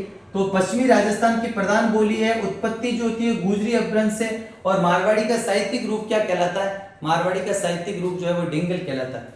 विशुद्ध मारवाड़ी, विशुद्ध मतलब होता है बहुत ही प्योर, विशुद्ध मारवाड़ी बोली जाती है। विशुद्ध मारवाड़ी कहां बोली जाती है? जोधपुर व उसके आसपास के क्षेत्र में, जोधपुर व उसके आसपास के क्षेत्र में, उसके आसपास के क्षेत्र में, जोधपुर व उसके आसपास के क्षेत्र में, ये भी आया हुआ सवाल है। जोधपुर व उसके आसपास के क्षेत्र में कैसी मारवाड़ी बोली जाती है? विशुद्ध, बिल्कुल प्योर मारवाड़ी अगर सुननी है तो आप कहां चले जाओ? जोधपुर, यानी मारवाड़। और मारवाड़ किसको कहा जाता है? जोधपुर और उसका आसपास का जो क्षेत्र है वहां पर विशुद्ध मारवाड़ी। मारवाड़ी का जो प्रसार क्षेत्र है, मारवाड़ी कहां कहां तक बोली जाती है? मारवाड़ी का प्रसार क्षेत्र, मारवाड़ी के प्रसार क्षेत्र में कौन कौन आते हैं? देखो, जोधपुर में मारवाड़ी बोलने को दिखेगी आपको, दूसरी आपको नागौर में दिखेगी, नागौर के कुछ भाग में आपको मारवाड़ी जो है बोलने में सुनने में दिखेगी, बीकानेर वाले क्षेत्र में भी मारवाड़ी जो है उसका प्रचलन देखने को मिलेगा, जैसलमेर वाले क्षेत्र में, पाली में मिलेगा, जालोर में मिलेगा और सिरोही में मिलेगा।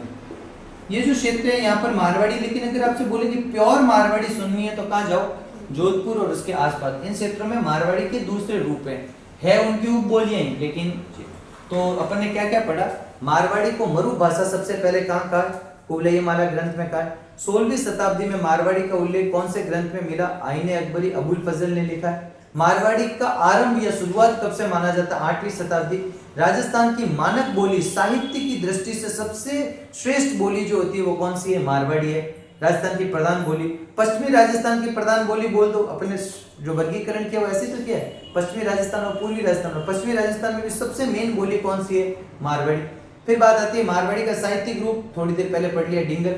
मारवाड़ी की उत्पत्ति कहां से? गुर्जर, क्योंकि ये कौन सी हो जाएगा? गुर्जर क्षेत्र था, तो गुर्जर अपभ्रंश से मारवाड़ी की क्या मानी है? अपन ने उत्पत्ति मानी। फिर बात आती है कि भाई मारवाड़ी जो है वो विशुद्ध कहां बोली जाती है? जोधपुर। और अन्य क्षेत्र जहां पर मारवाड़ी बोली जाती थी वो कौन सा क्षेत्र है? ये सारा क्षेत्र है। अब बात आती है आगे,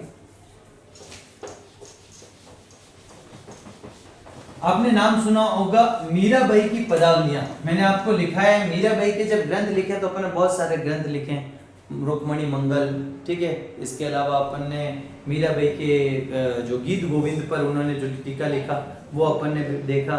इसके अलावा अपन ने सत्यभामानु रूषणो देखा, उन्होंने उसके क्या नाम था उनका?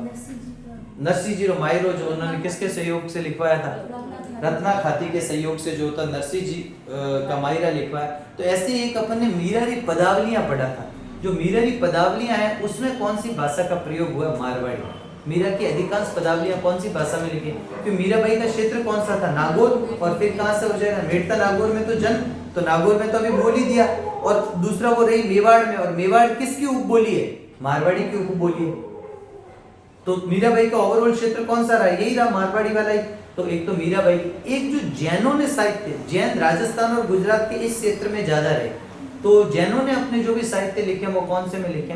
मारवाड़ी में लिखे। इनमें दो पूछे जाते हैं, एक तो उत्तरी मारवाड़ी, यानी कि अगर अपन यूं ओवरऑल देखें तो ये उत्तर वाला हिस्सा जो है मारवाड़ी का वो कौन सा हिस्सा हो जाएगा? ये आपका गंगानगर, हनुमानगढ़, चूरू, बीकानेर वाला जो ये हिस्सा है, इस हिस्से में एक प्रमुख ग्रंथ है उत्तरी मारवाड़ी में, वो पूछा जाता है, वो कौन सा? वेली कृष्ण रुक्मणी लिखा है। और एक जो अगर ओवरऑल सिर्फ मारवाड़ी की चर्चा करूं तो मारवाड़ी के लिए ये उत्तर हो गया, ये मारवाड़ी के लिए दक्षिण हो गया, ये मारवाड़ी के लिए पश्चिम हो गया, ये मारवाड़ी के लिए क्या हो गया? पूर्व। और इस क्षेत्र में एक ग्रंथ और लिखा गया था जिसको नाम कहा जाता है राजिया रसोर्टा। सीकर जो जगह है वहां पर लिखा गया था राजिया रसोर्टा। सीकर के कुछ भाग में जो है मारवाड़ी भी बोली जाती थी, क्योंकि सीकर वाला क्षेत्र जो आता है वो किस में आता है? शेखावाटी में आता है। और शेखावाटी किसकी उपबोली है? मारवाड़ी की। शेखावाटी भी मारवाड़ी की। मारवाड़ी की उपबोलियां सुन लो, इसलिए कभी गलत करके मत आना। आपकी बीकानेरी किसकी उपबोली है? मारवाड़ी की। इधर चलती थी बीकानेरी के अलावा थड़ी चलती थी। इधर नीचे जैसलमेर और जोधपुर वाले क्षेत्र में चलती थी थटकी। कौन सी चलती थी? थटकी। इधर बाड़मेर वाला जो क्षेत्र आता था वहां पर थाटी या धाटी भाषा आती थी। इधर जो आपका जालोर वाला जो क्षेत्र आ जाएगा, यहाँ है गोडवाड़ी। इधर जालोर से थोड़ा सा नीचे आ जाएगा देवड़ा वाटी, यानी कि सिरोही या देवड़ा वाटी कहते हैं। इधर जो शेखावाटी वाला क्षेत्र था वो कौन सा है आपका? शेखावाटी जने सीकर चूरू वाला क्षेत्र जो है, सीकर चूरू झुंझुनू, वो भी किसकी उपबोली है? शेखावाटी में।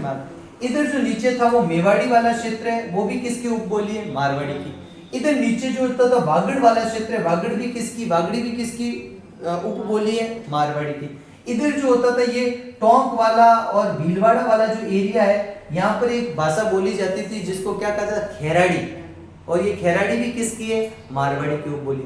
इधर जो क्षेत्र था ये किशनगढ़ वाला, ये किशनगढ़ी भी किसकी उपबोली है? ये भी मारवाड़ी। ये सारी उपबोलियां जो होती है वो मारवाड़ी की है, जो मैंने अभी नाम दिए। तो शेखावाटी याद रखना ढूंढाड़ी में नहीं है। भले अपन यूं मानते हैं कि शेखावाटी क्षेत्र पूर्वी राजस्थान का है, लेकिन शेखावाटी किस में आएगी? मारवाड़ी की उपबोली में। याद रखिएगा, किशनगढ़ी किसकी उपबोली में? मारवाड़ी की उपबोली है। बीकानेरी किसकी उपबोली है? मारवाड़ी की। नागौरी किसकी उपबोली है? मारवाड़ी की। वागड़ी, मेवाड़ी, आपके देवड़ावाटी, सिरोही बोली, गोड़वाड़ी बोली, थड़ी, थटकी, थाटी, सारी मारवाड़ी की उपबोलियां। याद रह जाएगा ना? तो ये एक बात। तो अब इधर आप बताओ, केवल एक बार इधर फोकस करो, सिर्फ पश्चिमी। ये मैंने बीच में अरावली बना दिया, ये पश्चिमी राजस्थान है। तो पश्चिमी राजस्थान के लिए ये कौन सा हुआ? उत्तर भाई। तो ये इधर कौन सी बोली जाएगी? कौन सी मारवाड़ी बोली जाएगी? उत्तरी मारवाड़ी। इधर बोली जाएगी तो वो पूर्वी मारवाड़ी, इधर बोली जाएगी पश्चिमी मारवाड़ी, इधर बोली जाएगी दक्षिणी मारवाड़ी। दक्षिणी मारवाड़ी को ही हम क्या कहते हैं? मेवाड़ी कहते हैं। और इधर अपन को दो ग्रंथ याद रखने हैं, एक तो इधर और एक इधर। तो उत्तरी मारवाड़ी में तो आपको पता है बीकानेर के एक राजकुमार थे जिनका नाम था पृथ्वीराज राठौड़। उन्होंने एक फेमस ग्रंथ लिखा, वेली कृष्ण रुक्मणी री। बसनी का तो नहीं, क्या है? वेली कृष्ण रुक्मणी री ही बोलते हैं, बस आगे बसनी का मत जोड़ना। तो बसनी का नहीं आता सर, बसनी का नहीं, वेली ग्रंथ है ये, ठीक है। तो ये जिसमें भगवान श्री कृष्ण और रुक्मणी के विवाह, जिसको 5वां वेद, 19वां पुराण वगैरह बहुत सारी चर्चा है, इस पर तो एक डिटेल में एक पेज भरेगा, इतनी चर्चा कर सकते हैं। तो ये जो ग्रंथ है, एक तो याद रखना कौन सी भाषा में लिखा गया, तो उत्तरी मारवाड़ी में। एक पूछा जाता राजिया रसोरठा, जब जो छंद होते हैं ना, छंद की विशेषता होती है कि छंद यूं दो पंक्ति में लिखा जाता है, और दो पंक्ति में भी जैसे यूं 4 भागों में लिखा जाता है। ये पहला चरण होता है, ये दूसरा चरण होता है, ये तीसरा चरण होता है, ये चौथा चरण होता है। तो जो सोरठे की क्या विशेषता होगी कि जो पहला चरण और तीसरा चरण होगा इसमें तो 11 मात्राओं का उल्लेख होगा, और जो दूसरा चरण और चौथा चरण होगा इसमें 13 मात्राएं आएंगी। ये एक टाइप से दोहा जो बोलते हैं ना, उस दोहा का उल्टा रूप होता है। तो जो सोरठा लिखा था, वो सोरठा किसने लिखा था? यहाँ पर राजिया रसोरठा। वो किसमें, ये पूछा जाता है मिलान करने में, तो पूर्वी मारवाड़ी में लिखा गया राजिया रसोरठा। और ये राजिया रसोरठा किसने लिखा है? ये लिखा है आपका कृपाराम खेड़िया, रूपाराम नहीं, कृपाराम ही बोला, कृपाराम खेड़िया जो है उसके द्वारा ये लिखा गया। और ये कृपाराम खेड़िया का संबंध कहां से था? सीकर, हाँ सीकर का था। और सीकर के वैसे संबंध तो इसका मारवाड़ जोधपुर से था, लेकिन कृपाराम खेड़िया कहां पर चले गए थे? सीकर के राव राजा लक्ष्मण सिंह के शरण में चले गए थे, और वहां लक्ष्मण सिंह के वहां रहकर इन्होंने अपने नौकर राजिया को संबोधित करते हुए, राजिया से हुकारो भरवाते हुए एक ग्रंथ लिखा था, और उसको क्या बोला गया? राजिया रसोरठा। सोरठा एक प्रकार से छंद होता है, और छंद में भी जो होता है वो इस प्रकार से, तो अपन आगे और पढ़ेंगे सोरठा क्या होता है, ये मैं तो ब्रीफ आपको। तो ये दो एक तो याद रखने मारवाड़ी। एक और पूछा जाता है, आरसी निगम, रतन चंद्र निगम ने एक ग्रंथ लिखा है, वो पूछा जाता है जनगणना में मातृभाषा में भाषा पुस्तिका ग्रंथ कौन सी भाषा पर लिखा गया? तो मारवाड़ी पर लिखा है। तो मारवाड़ी के 3 ग्रंथ आपको मैं बता रहा हूँ, तीनों ही आपको याद रखने अलग अलग से, सिर्फ वो स्पेशली राजस्थानी के नहीं, सिर्फ मारवाड़ी के पूछे ना, ये पूछे गए इसलिए लिख पा रहा हूँ। तो एक तो आपको याद रखना उत्तरी मारवाड़ी में, ये मैप बना देता हूँ इस तरह से, तो ये कौन सा हो जाएगा? उत्तरी मारवाड़ी। तो आपको कभी याद रहे तो ऐसे याद रह जाएगा। उत्तरी मारवाड़ी में जो ग्रंथ लिखा है वो लिखा है वेली कृष्ण रुक्मणी। और ये लिखने वाला, अभी तो सिर्फ लेखक का नाम लिख देता हूँ उधर, पृथ्वीराज राठौड़, बीकानेर के राजकुमार है। गागरोन दुर्ग में बैठकर इन्होंने ये ग्रंथ लिखा है अकबर के समय में, ठीक है। तो हाँ, भगवान श्री कृष्ण और रुक्मणी की जो है, माता रुक्मणी के विवाह के बारे में उल्लेख जो है, लव स्टोरी चाहिए आपको, है हर जगह लव स्टोरी है। एक क्वेश्चन था उसमें ये आंसर नहीं था, कृष्ण की नहीं, लव स्टोरी नहीं, विवाह का उल्लेख है। भगवान श्री कृष्ण और माता रुक्मणी जो है जिनसे विवाह हुआ, राधा और कृष्ण की जो है वो प्रेम कहानी प्रचलित है। तो ये याद रख लेना, वेली कृष्ण रुक्मणी जी जो है वो है पृथ्वीराज राठौर। दूसरा जो होता है वो कौन सी है, पूर्वी मारवाड़ी में। पूर्वी मारवाड़ी में जो लिखी गई है उस ग्रंथ का नाम क्या है, उसका नाम है राजिया रसोरठा।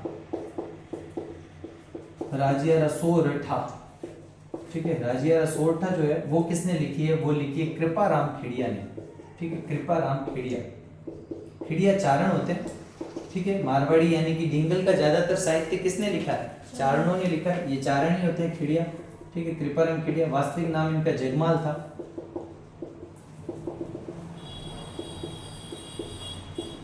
ठीक है। और इन्होंने जो होता है वो याद रखना, सीकर के राव राजा। सीकर में मैंने आपको याद हो तो जब किसान आंदोलन पढ़ाया था तो मैंने बताया था कि सीकर कैसा था, एक अर्ध राज्य के अंतर्गत आता था, जिसको अपन क्या कहते थे, जो डायरेक्टली किसी रियासत के अंडर नहीं था, उसका रियासत से समझौता था। जब आपको मैंने शेखावाटी क्षेत्र पढ़ाया था तो मैंने बोला होता जयपुर रियासत के अधीन है, लेकिन उसमें भी झुंझुनू तो अधीन था, लेकिन जो शेखावाटी वाला में सीकर क्षेत्र था, वो सीकर क्षेत्र का कैसा था, अर्ध राज्य का दर्जा था उसको, जिसके कानून उनके वहां के रियासत के कौन बनाते थे, जागीरदारी बनाते थे। जब अपने पढ़ा था, आपको याद हो तो, सीकर वाला जब आंदोलन पढ़ा था जिसमें जाट आंदोलन, ठाकुर देसराज सिंह वगैरह पढ़ा था। हाँ, पंच पांडे जो थे वो तो झुंझुनू में थे, अपन ने पढ़े थे। और सीकर वाले जो है वो खालसा वर्गा भी बताया था मैंने, ठीक है। चलो, तो सीकर के राव राजा लक्ष्मण सिंह का दरबारी था, वहां पर राव राजा लगता था। सीकर राव राजा लक्ष्मण सिंह का दरबारी है। कौन दरबारी है, ये जगह अपने कृपाराम खेड़िया। और इन्होंने मतलब कृपाराम ने अपने नौकर पर लिखा है, अपने कृपाराम ने अपने सेवक राजिया को संबोधित कर लिखा है। जो अलग है वो थोड़ा बहुत लिखवा दिया, बाकी आगे और चर्चा करेंगे। सोरठा क्या होता है इसकी आगे और चर्चा करेंगे, ठीक है। छंद का रूप आता है सोरठा, ठीक है। इनकी अपन डिटेल में चर्चा करेंगे, जिसकी पहली और तीसरी पंक्ति में 11 मात्राएं और दूसरी और चौथे चरण में एक कोई भी एक दोहा होता है, उसके 4 चरण होते हैं, छंद होता है। तो इसमें पहला और तीसरा में तो 11 मात्राएं और दूसरा और चौथा में 13 मात्राएं, और जो दोहे का उल्टे रूप में लिखा जाता है, ये अब अपन को इनमें ज्यादा डिटेल नहीं, जितना अपन को याद रखना है ना, क्योंकि अपन को लिटरेचर में कोई महारत तो हासिल करनी नहीं, एग्जाम के नजरिए से जो इंपॉर्टेंट है वो आपको याद रखना है।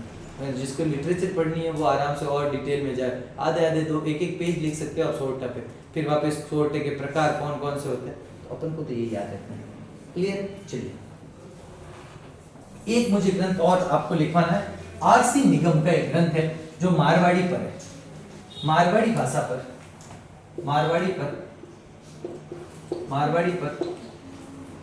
पर जो है एक ग्रंथ है, जनगणना में मातृभाषाओं की भाषा पुस्तिका, ये ग्रंथ का नाम है, ठीक है। ये ग्रंथ का नाम है, ग्रंथ का नाम क्या है, जनगणना में मातृभाषाओं की भाषा पुस्तिका। और ये लेखक कौन है, इसके लेखक है, ये आया हुआ सवाल है, लेखक है आरसी निगम, ऐसे ही आया था सर, पूरा नाम है रतन चंद्र निगम। आरसी निगम जो था, उन्होंने ये सवाल क्या आया था, देखो बता दो। आरसी निगम द्वारा जनगणना में मातृभाषाओं की भाषा पुस्तिका जो है वो कौन सी भाषा पर लिखी, उसमें ऑप्शन था ढूंढाड़ी, आड़ोती, मारवाड़ी और एक आध कोई मेवाड़ी होगा। तो आपको याद रखना किस पर लिखा है, मारवाड़ी भाषा पर। तो 3 बातें अपन ने मारवाड़ी भाषा की और पढ़ी। अब मारवाड़ी भाषा की उपबोलियां अपन देख लेते हैं कि मारवाड़ी की उपबोलियां कौन सी, मतलब बोली तो कौन सी है, मारवाड़ी, और मारवाड़ी की जो उपबोलियां हैं वो इंपॉर्टेंट है। मारवाड़ी की उपबोलियां कौन कौन सी है, तो एक तो देखो मेवाड़ी है, एक बागड़ी है, बागड़ी भी किसकी उपबोली है, एक आपकी आ जाएगी शेखावाटी है, एक बीकानेरी है, एक नागौरी है, किशनगढ़ी है,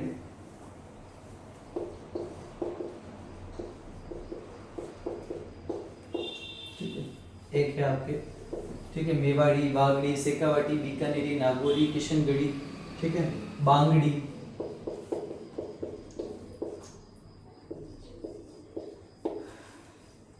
थड़ी, थटकी, थाती, थाटी या भाटी। ठीक है, थाटी या धाती कहते हैं इसको। ठीक है, देवड़ा बाटी, देवड़ा बाटी या सिरोई,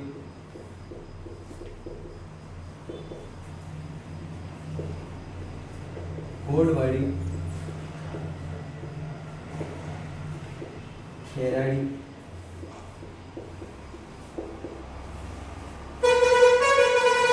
ये जो है ना, ये सारी मारवाड़ी की उपबोलियां। मेन तो आपका सवाल यहाँ से तैयार होगा, बार बार सवाल आया हुआ है, निम्नलिखित में से कौन सी मारवाड़ी की एक उपबोली नहीं है, निम्नलिखित में से कौन सी ढूंढाड़ी की एक उपबोली नहीं है। ये बार बार सवाल आते हैं, बस तो ये याद रखना। इसमें देखो बाकी में तो आप कहीं कंफ्यूज नहीं होगे। एक तो कंफ्यूज होगी यहाँ, सेकावाटी जो होती है वो किसकी है उपबोली, मारवाड़ी की है। एक याद रखना, जो किशनगढ़ी है वो किसकी उपबोली है, अजमेर के कुछ हिस्सा जो है वो ढूंढाड़ के अंतर्गत आता है, और अजमेर का कुछ हिस्सा जो है वो किसके अंतर्गत आता है, तो किशनगढ़ी किसकी उपबोली है, मारवाड़ी की उपबोली। और कौन सी, और तो बाकी तो आप किसी में कंफ्यूज नहीं होने वाले। खेराड़ी में भी कोई खास कंफ्यूजन नहीं रहेगा। तो ये सारी आपको बात, अब थोड़ा बहुत हल्का फुल्का मैं डिटेल में अभी बाकी की चर्चा, पहले मारवाड़ी को एक बार वापस बता देता हूँ। मारवाड़ी क्या है, तो मारवाड़ी पश्चिमी राजस्थान की एक प्रमुख बोली है। क्लियर हो जाएगा भाई, पश्चिमी राजस्थान की सबसे प्रमुख बोली कौन सी है, मारवाड़ी। मारवाड़ी को मरु भाषा शब्द जो है उसका पहली बार मरु भाषा के रूप में, मरुवाणी के रूप में उसका उल्लेख कहाँ मिलता है, उदोतन सूरी का ग्रंथ आता है। ग्रंथ का नाम है कुवलई माला, 778 ईस्वी का, जिसमें टोटल 18 भाषाओं का उल्लेख है और एक मरु भाषा। 16वीं शताब्दी में आईने अकबरी में, जो अकबर के समय लिखा गया था, अकबर के दरबारी विद्वान किसके, अबुल फजल, उसमें भी मारवाड़ी भाषा यानी मरु भाषा का क्या मिलता है, उल्लेख मिलता है। फिर बात आती है कि ऐसा मरु भाषा का शुरुआत कब से, तो 8वीं शताब्दी से इसका आरंभ काल या प्रारंभ काल माना जाता है। फिर मरु भाषा की उत्पत्ति किससे मानी जाती है, मारवाड़ी की उत्पत्ति किससे मानी जाती है, गुजरी अपभ्रंश से। तो अगली बात, मारवाड़ी का साहित्यिक रूप क्या है, तो डिंगल है मारवाड़ी का साहित्यिक रूप। फिर बात है मारवाड़ी को क्या कहा जाता है, तो राजस्थान की मानक बोली। राजस्थान का जो समृद्ध साहित्य लिखा गया ना, वो मारवाड़ी में लिखा गया। अधिकांश साहित्य किसमें लिखा गया, डिंगल शैली या फिर मारवाड़ी में लिखा गया।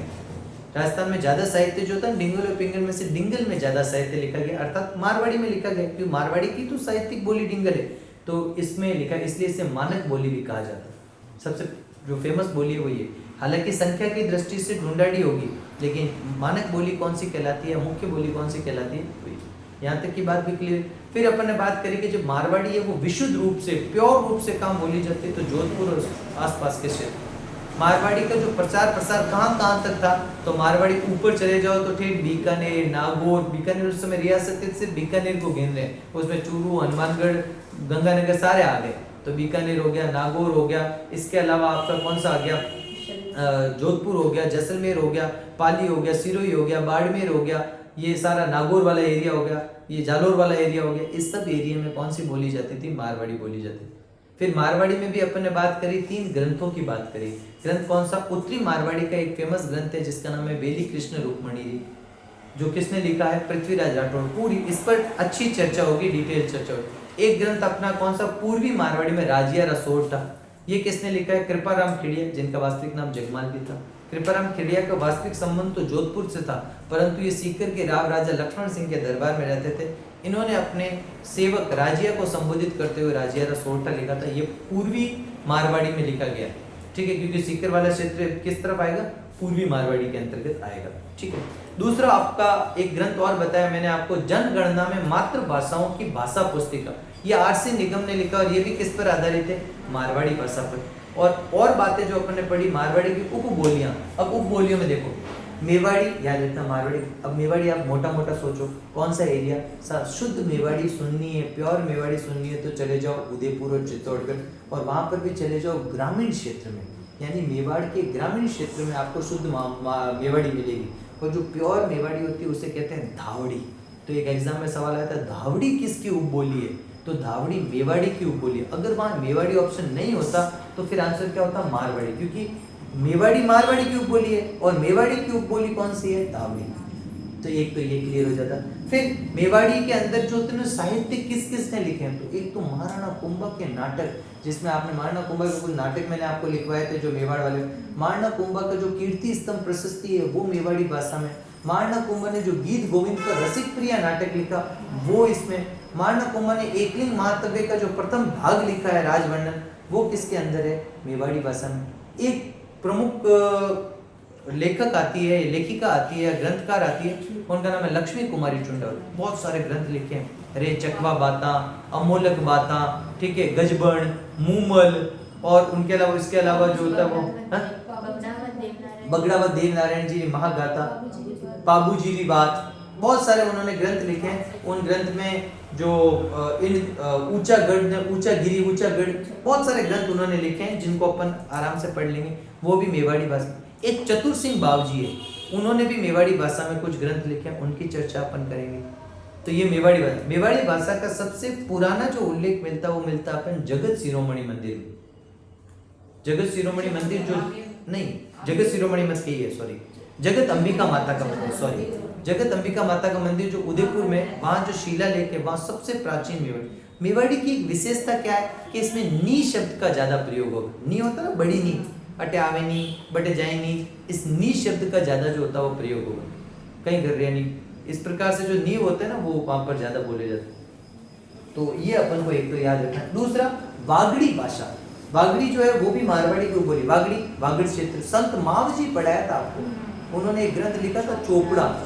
संत मावजी के सारे उपदेश ही वागड़ी में, वागड़ी यानी डूंगरपुर भाषा। वागड़ी से एक सवाल फिक्स है, वो क्या है, जॉर्ज अब्राहम गियरसन ने वागड़ी भाषा को बीलों की भाषा यानी बीली भाषा कहा, ये हो जाएगा। फिर अपन आएंगे शेखावाटी, ऐसा सीकर, चूरू, झुंझुनू। सीकर और झुंझुनू में तो प्रॉपर कौन सी शेखावाटी है, लेकिन चूरू के केवल मंडावा और चूरू का जो एक एरिया जो होता है आपका चिड़ावा, ये जो झुंझुनू का चिड़ावा और चूरू का मंडावा, इस बेल्ट में ये बोली जाती है। इस पर मेवाड़ी, इस पर मारवाड़ी का भी प्रभाव है, इस पर आपके ढूंढाड़ी का भी प्रभाव है, तो ये हो जाएगा। फिर अपने पास में आता है बीकानेरी, ये आपको पता है बीकानेर वाले क्षेत्र में। इसके अलावा नागौरी, नागौर वाले क्षेत्र में, किशनगढ़ी, किशनगढ़, बांगड़ी, ये जो होता है वो बांगड़ वाला क्षेत्र। आपको पता है मैंने बांगड़ का राजा बताया था, किसको बताया था, गोगा जी, बांगड़ का राजा। और बांगड़ का हाँ, वो चिड़ावा झुंझुनू में जो पीर हजरत शक्कर बाबा, उनको बांगड़ का क्या कहा था, धनी। और बांगड़ का राजा किसको लिखा था अपन ने, गोगा जी को। तो वो जो बांगड़ क्षेत्र गंगानगर हनुमानगढ़ वाला, उस क्षेत्र के अंदर जो होता है वो कौन है, तो वो आपके, हाँ वैसे तो ये आपका चूरू शेखावाटी का जो ऊपरी बेल्ट है, यानी सीकर, चूरू, झुंझुनू और गंगानगर हनुमानगढ़ वाला। मोस्टली एग्जाम में सवाल आया था बांगड़, है नहीं, वो बांगड़ क्षेत्र कहलाता, लेकिन बांगड़ी भाषा का एक सवाल आया था एग्जाम में, उसमें ऑप्शन था हनुमानगढ़, मिलान करने का सवाल था। इसलिए आपका थोड़ा कॉन्सेप्ट ये भी काम करना चाहिए कि बांगड़ी जो होती है बांगड़, तभी तो अपने गोगा जी का तो क्षेत्र कौन सा है, गोगा जी का तो हनुमानगढ़ और गंगानगर वाला चूरू वाला ही क्षेत्र, भाई चूरू में जन्म और हनुमानगढ़ के अंदर उनका गोगा, तो बांगड़। तो बांगड़ को आपको इस तरीके से भी याद रखना है, अपने दिमाग में क्लियर है कैसा, लूनी नदी का प्रवाह क्षेत्र को बांगड़ कहते हैं, ठीक है, वो आपका जो शेखावाटी वाला जो बेल्ट है, सीकर, चूरू, झुंझुनू वाला। लेकिन फिर भी ये ध्यान में रखना है कि जो बांगड़ हनुमानगढ़ वाला क्षेत्र है उसको भी आपको बांगड़ में इंक्लूड करके रखना है। एक एग्जाम था जिसमें मिलान करने वाले सवाल थे, उसमें इधर तो दे रखे थे जिले और इधर सामने दे रखी थी बोलियां, उसमें हनुमानगढ़ को मिलान करवाया और किससे, बांगड़ से, याद रहेगा, ठीक है। ये भी किसके ऊपर, थड़ी। देखो ये जो उत्तरी राजस्थान है ना, देखो खैर वैसे तो चर्चा अपन और करेंगे, लेकिन उत्तरी राजस्थान यानी कि ये जो बीकानेर वाला जो क्षेत्र है ना, वहां बोली जाती है थड़ी। अब बीकानेर में क्या आ गया सर, बीकानेर, गंगानगर, हनुमानगढ़ और साथ साथ आपका, तो हनुमानगढ़ में तो मैंने पहले ही बता दिया बांगड़ी है, तो इसमें से हनुमानगढ़ को निकाल दो। इसके अलावा बीकानेर, चूरू और आपका जो दक्षिणी गंगानगर है वहां बोली जाती है थड़ी। अपन मिस कंफ्यूजन अपने क्या रहता है, सर जैसलमेर है थड़िया, तो इस मिस कंफ्यूजन को हटा देना, हमारा पहला ऑप्शन जैसलमेर मिलेगा, ठीक है। जैसलमेर में कौन सी है, थटकी, यानी बीकानेर के नीचे का जैसलमेर और जोधपुर, ये जो एरिया है यहाँ मारवाड़ी की कौन सी उपबोली बोली जाती है, थटकी। फिर आपका आ जाएगा ठाटी, यानी कि जो बाड़मेर और बालोतरा वाला क्षेत्र है वहां पर कौन सी बोली जाएगी आपकी, ठाटी या फिर धाटी, ठीक है। देवड़ा वाटी, ये अपन देखेंगे जो सिरोही वाला जो क्षेत्र होगा, वो जो देवड़ा राजपूतों की भाषा है, देवड़ा वाटी। गोडवाड़ी आपका जो ये जालोर का ये वाला एरिया और पाली का ये वाला एरिया, ये जो बीच का एरिया यहाँ पर गोड, इसमें तो एक सवाल और पूछा गया है, एक ग्रंथ पूछा जाता है, कौन सा? गोडवाड़ी भाषा में लिखा हुआ कौन सा? हाँ, राजमती और बिसल देव की प्रेम कहानी। भोज परमार की, जो भोज परमार की अपन ने पुत्री की बात करी थी राजमती, उनकी और विग्रह राज की यानी बिसल देव की जो प्रेम कहानी है, उस पर नरपति नाला ने इसी गोडवाड़ी भाषा में कौन सा ग्रंथ लिखा है? वो बिसल देव रासु, जिसमें पहले आपको बताओ राजमती और बिसल देव की 4 भागों में लिखा है तो मैंने, पहले प्रेम होता है, फिर नाराज होकर उड़ीसा चला जाता है, उड़ीसा जीत कर आता है, फिर वापस वो विरह में रोती रहती है तीसरे भाग में, और चौथे भाग में चित्तौड़ विजय की उल्लेख आता है और उसका बाप उसको ले जाता है भोज परमार। याद है ना, पूरा समझाया था? ये हो जाए। फिर खैराड़ी ये बोली जाती है सब भीलवाड़ा और टोंक वाले एरिया में। टोंक का जो मालपुरा वहाँ माल खैराड़ी, और भीलवाड़ा का मांडलगढ़ और बूंदी का कुछ इलाका जो है वहाँ पर ये खैराड़ी। ये तो 2-3 भाषाओं में मिक्सचर से बनती है। हाँ? हाँ। नहीं, पर ये है खैराड़ी मारवाड़ी की उपबोली, क्योंकि भीलवाड़ा जो है वो किसके अंतर्गत आता था? मेवाड़, और मेवाड़ जो होती थी वो किसकी थी? मारवाड़ी की उपबोली। तो खैराड़ी किसकी उपबोली है? मारवाड़ी। बड़े तभी मैं कह रहा हूँ कंफ्यूजन कहाँ होगा, मैंने पहले ही बता दिया। एक तो खैराड़ी में, एक शेखावाटी में, किशनगढ़ी में, तीनों याद अलग से रख लेना कि ये मारवाड़ी की उपबोली। क्लियर है? कल अपन इसकी और अच्छे से चर्चा करेंगे। ये 2-3 दिन टॉपिक चलेगा तो थोड़ा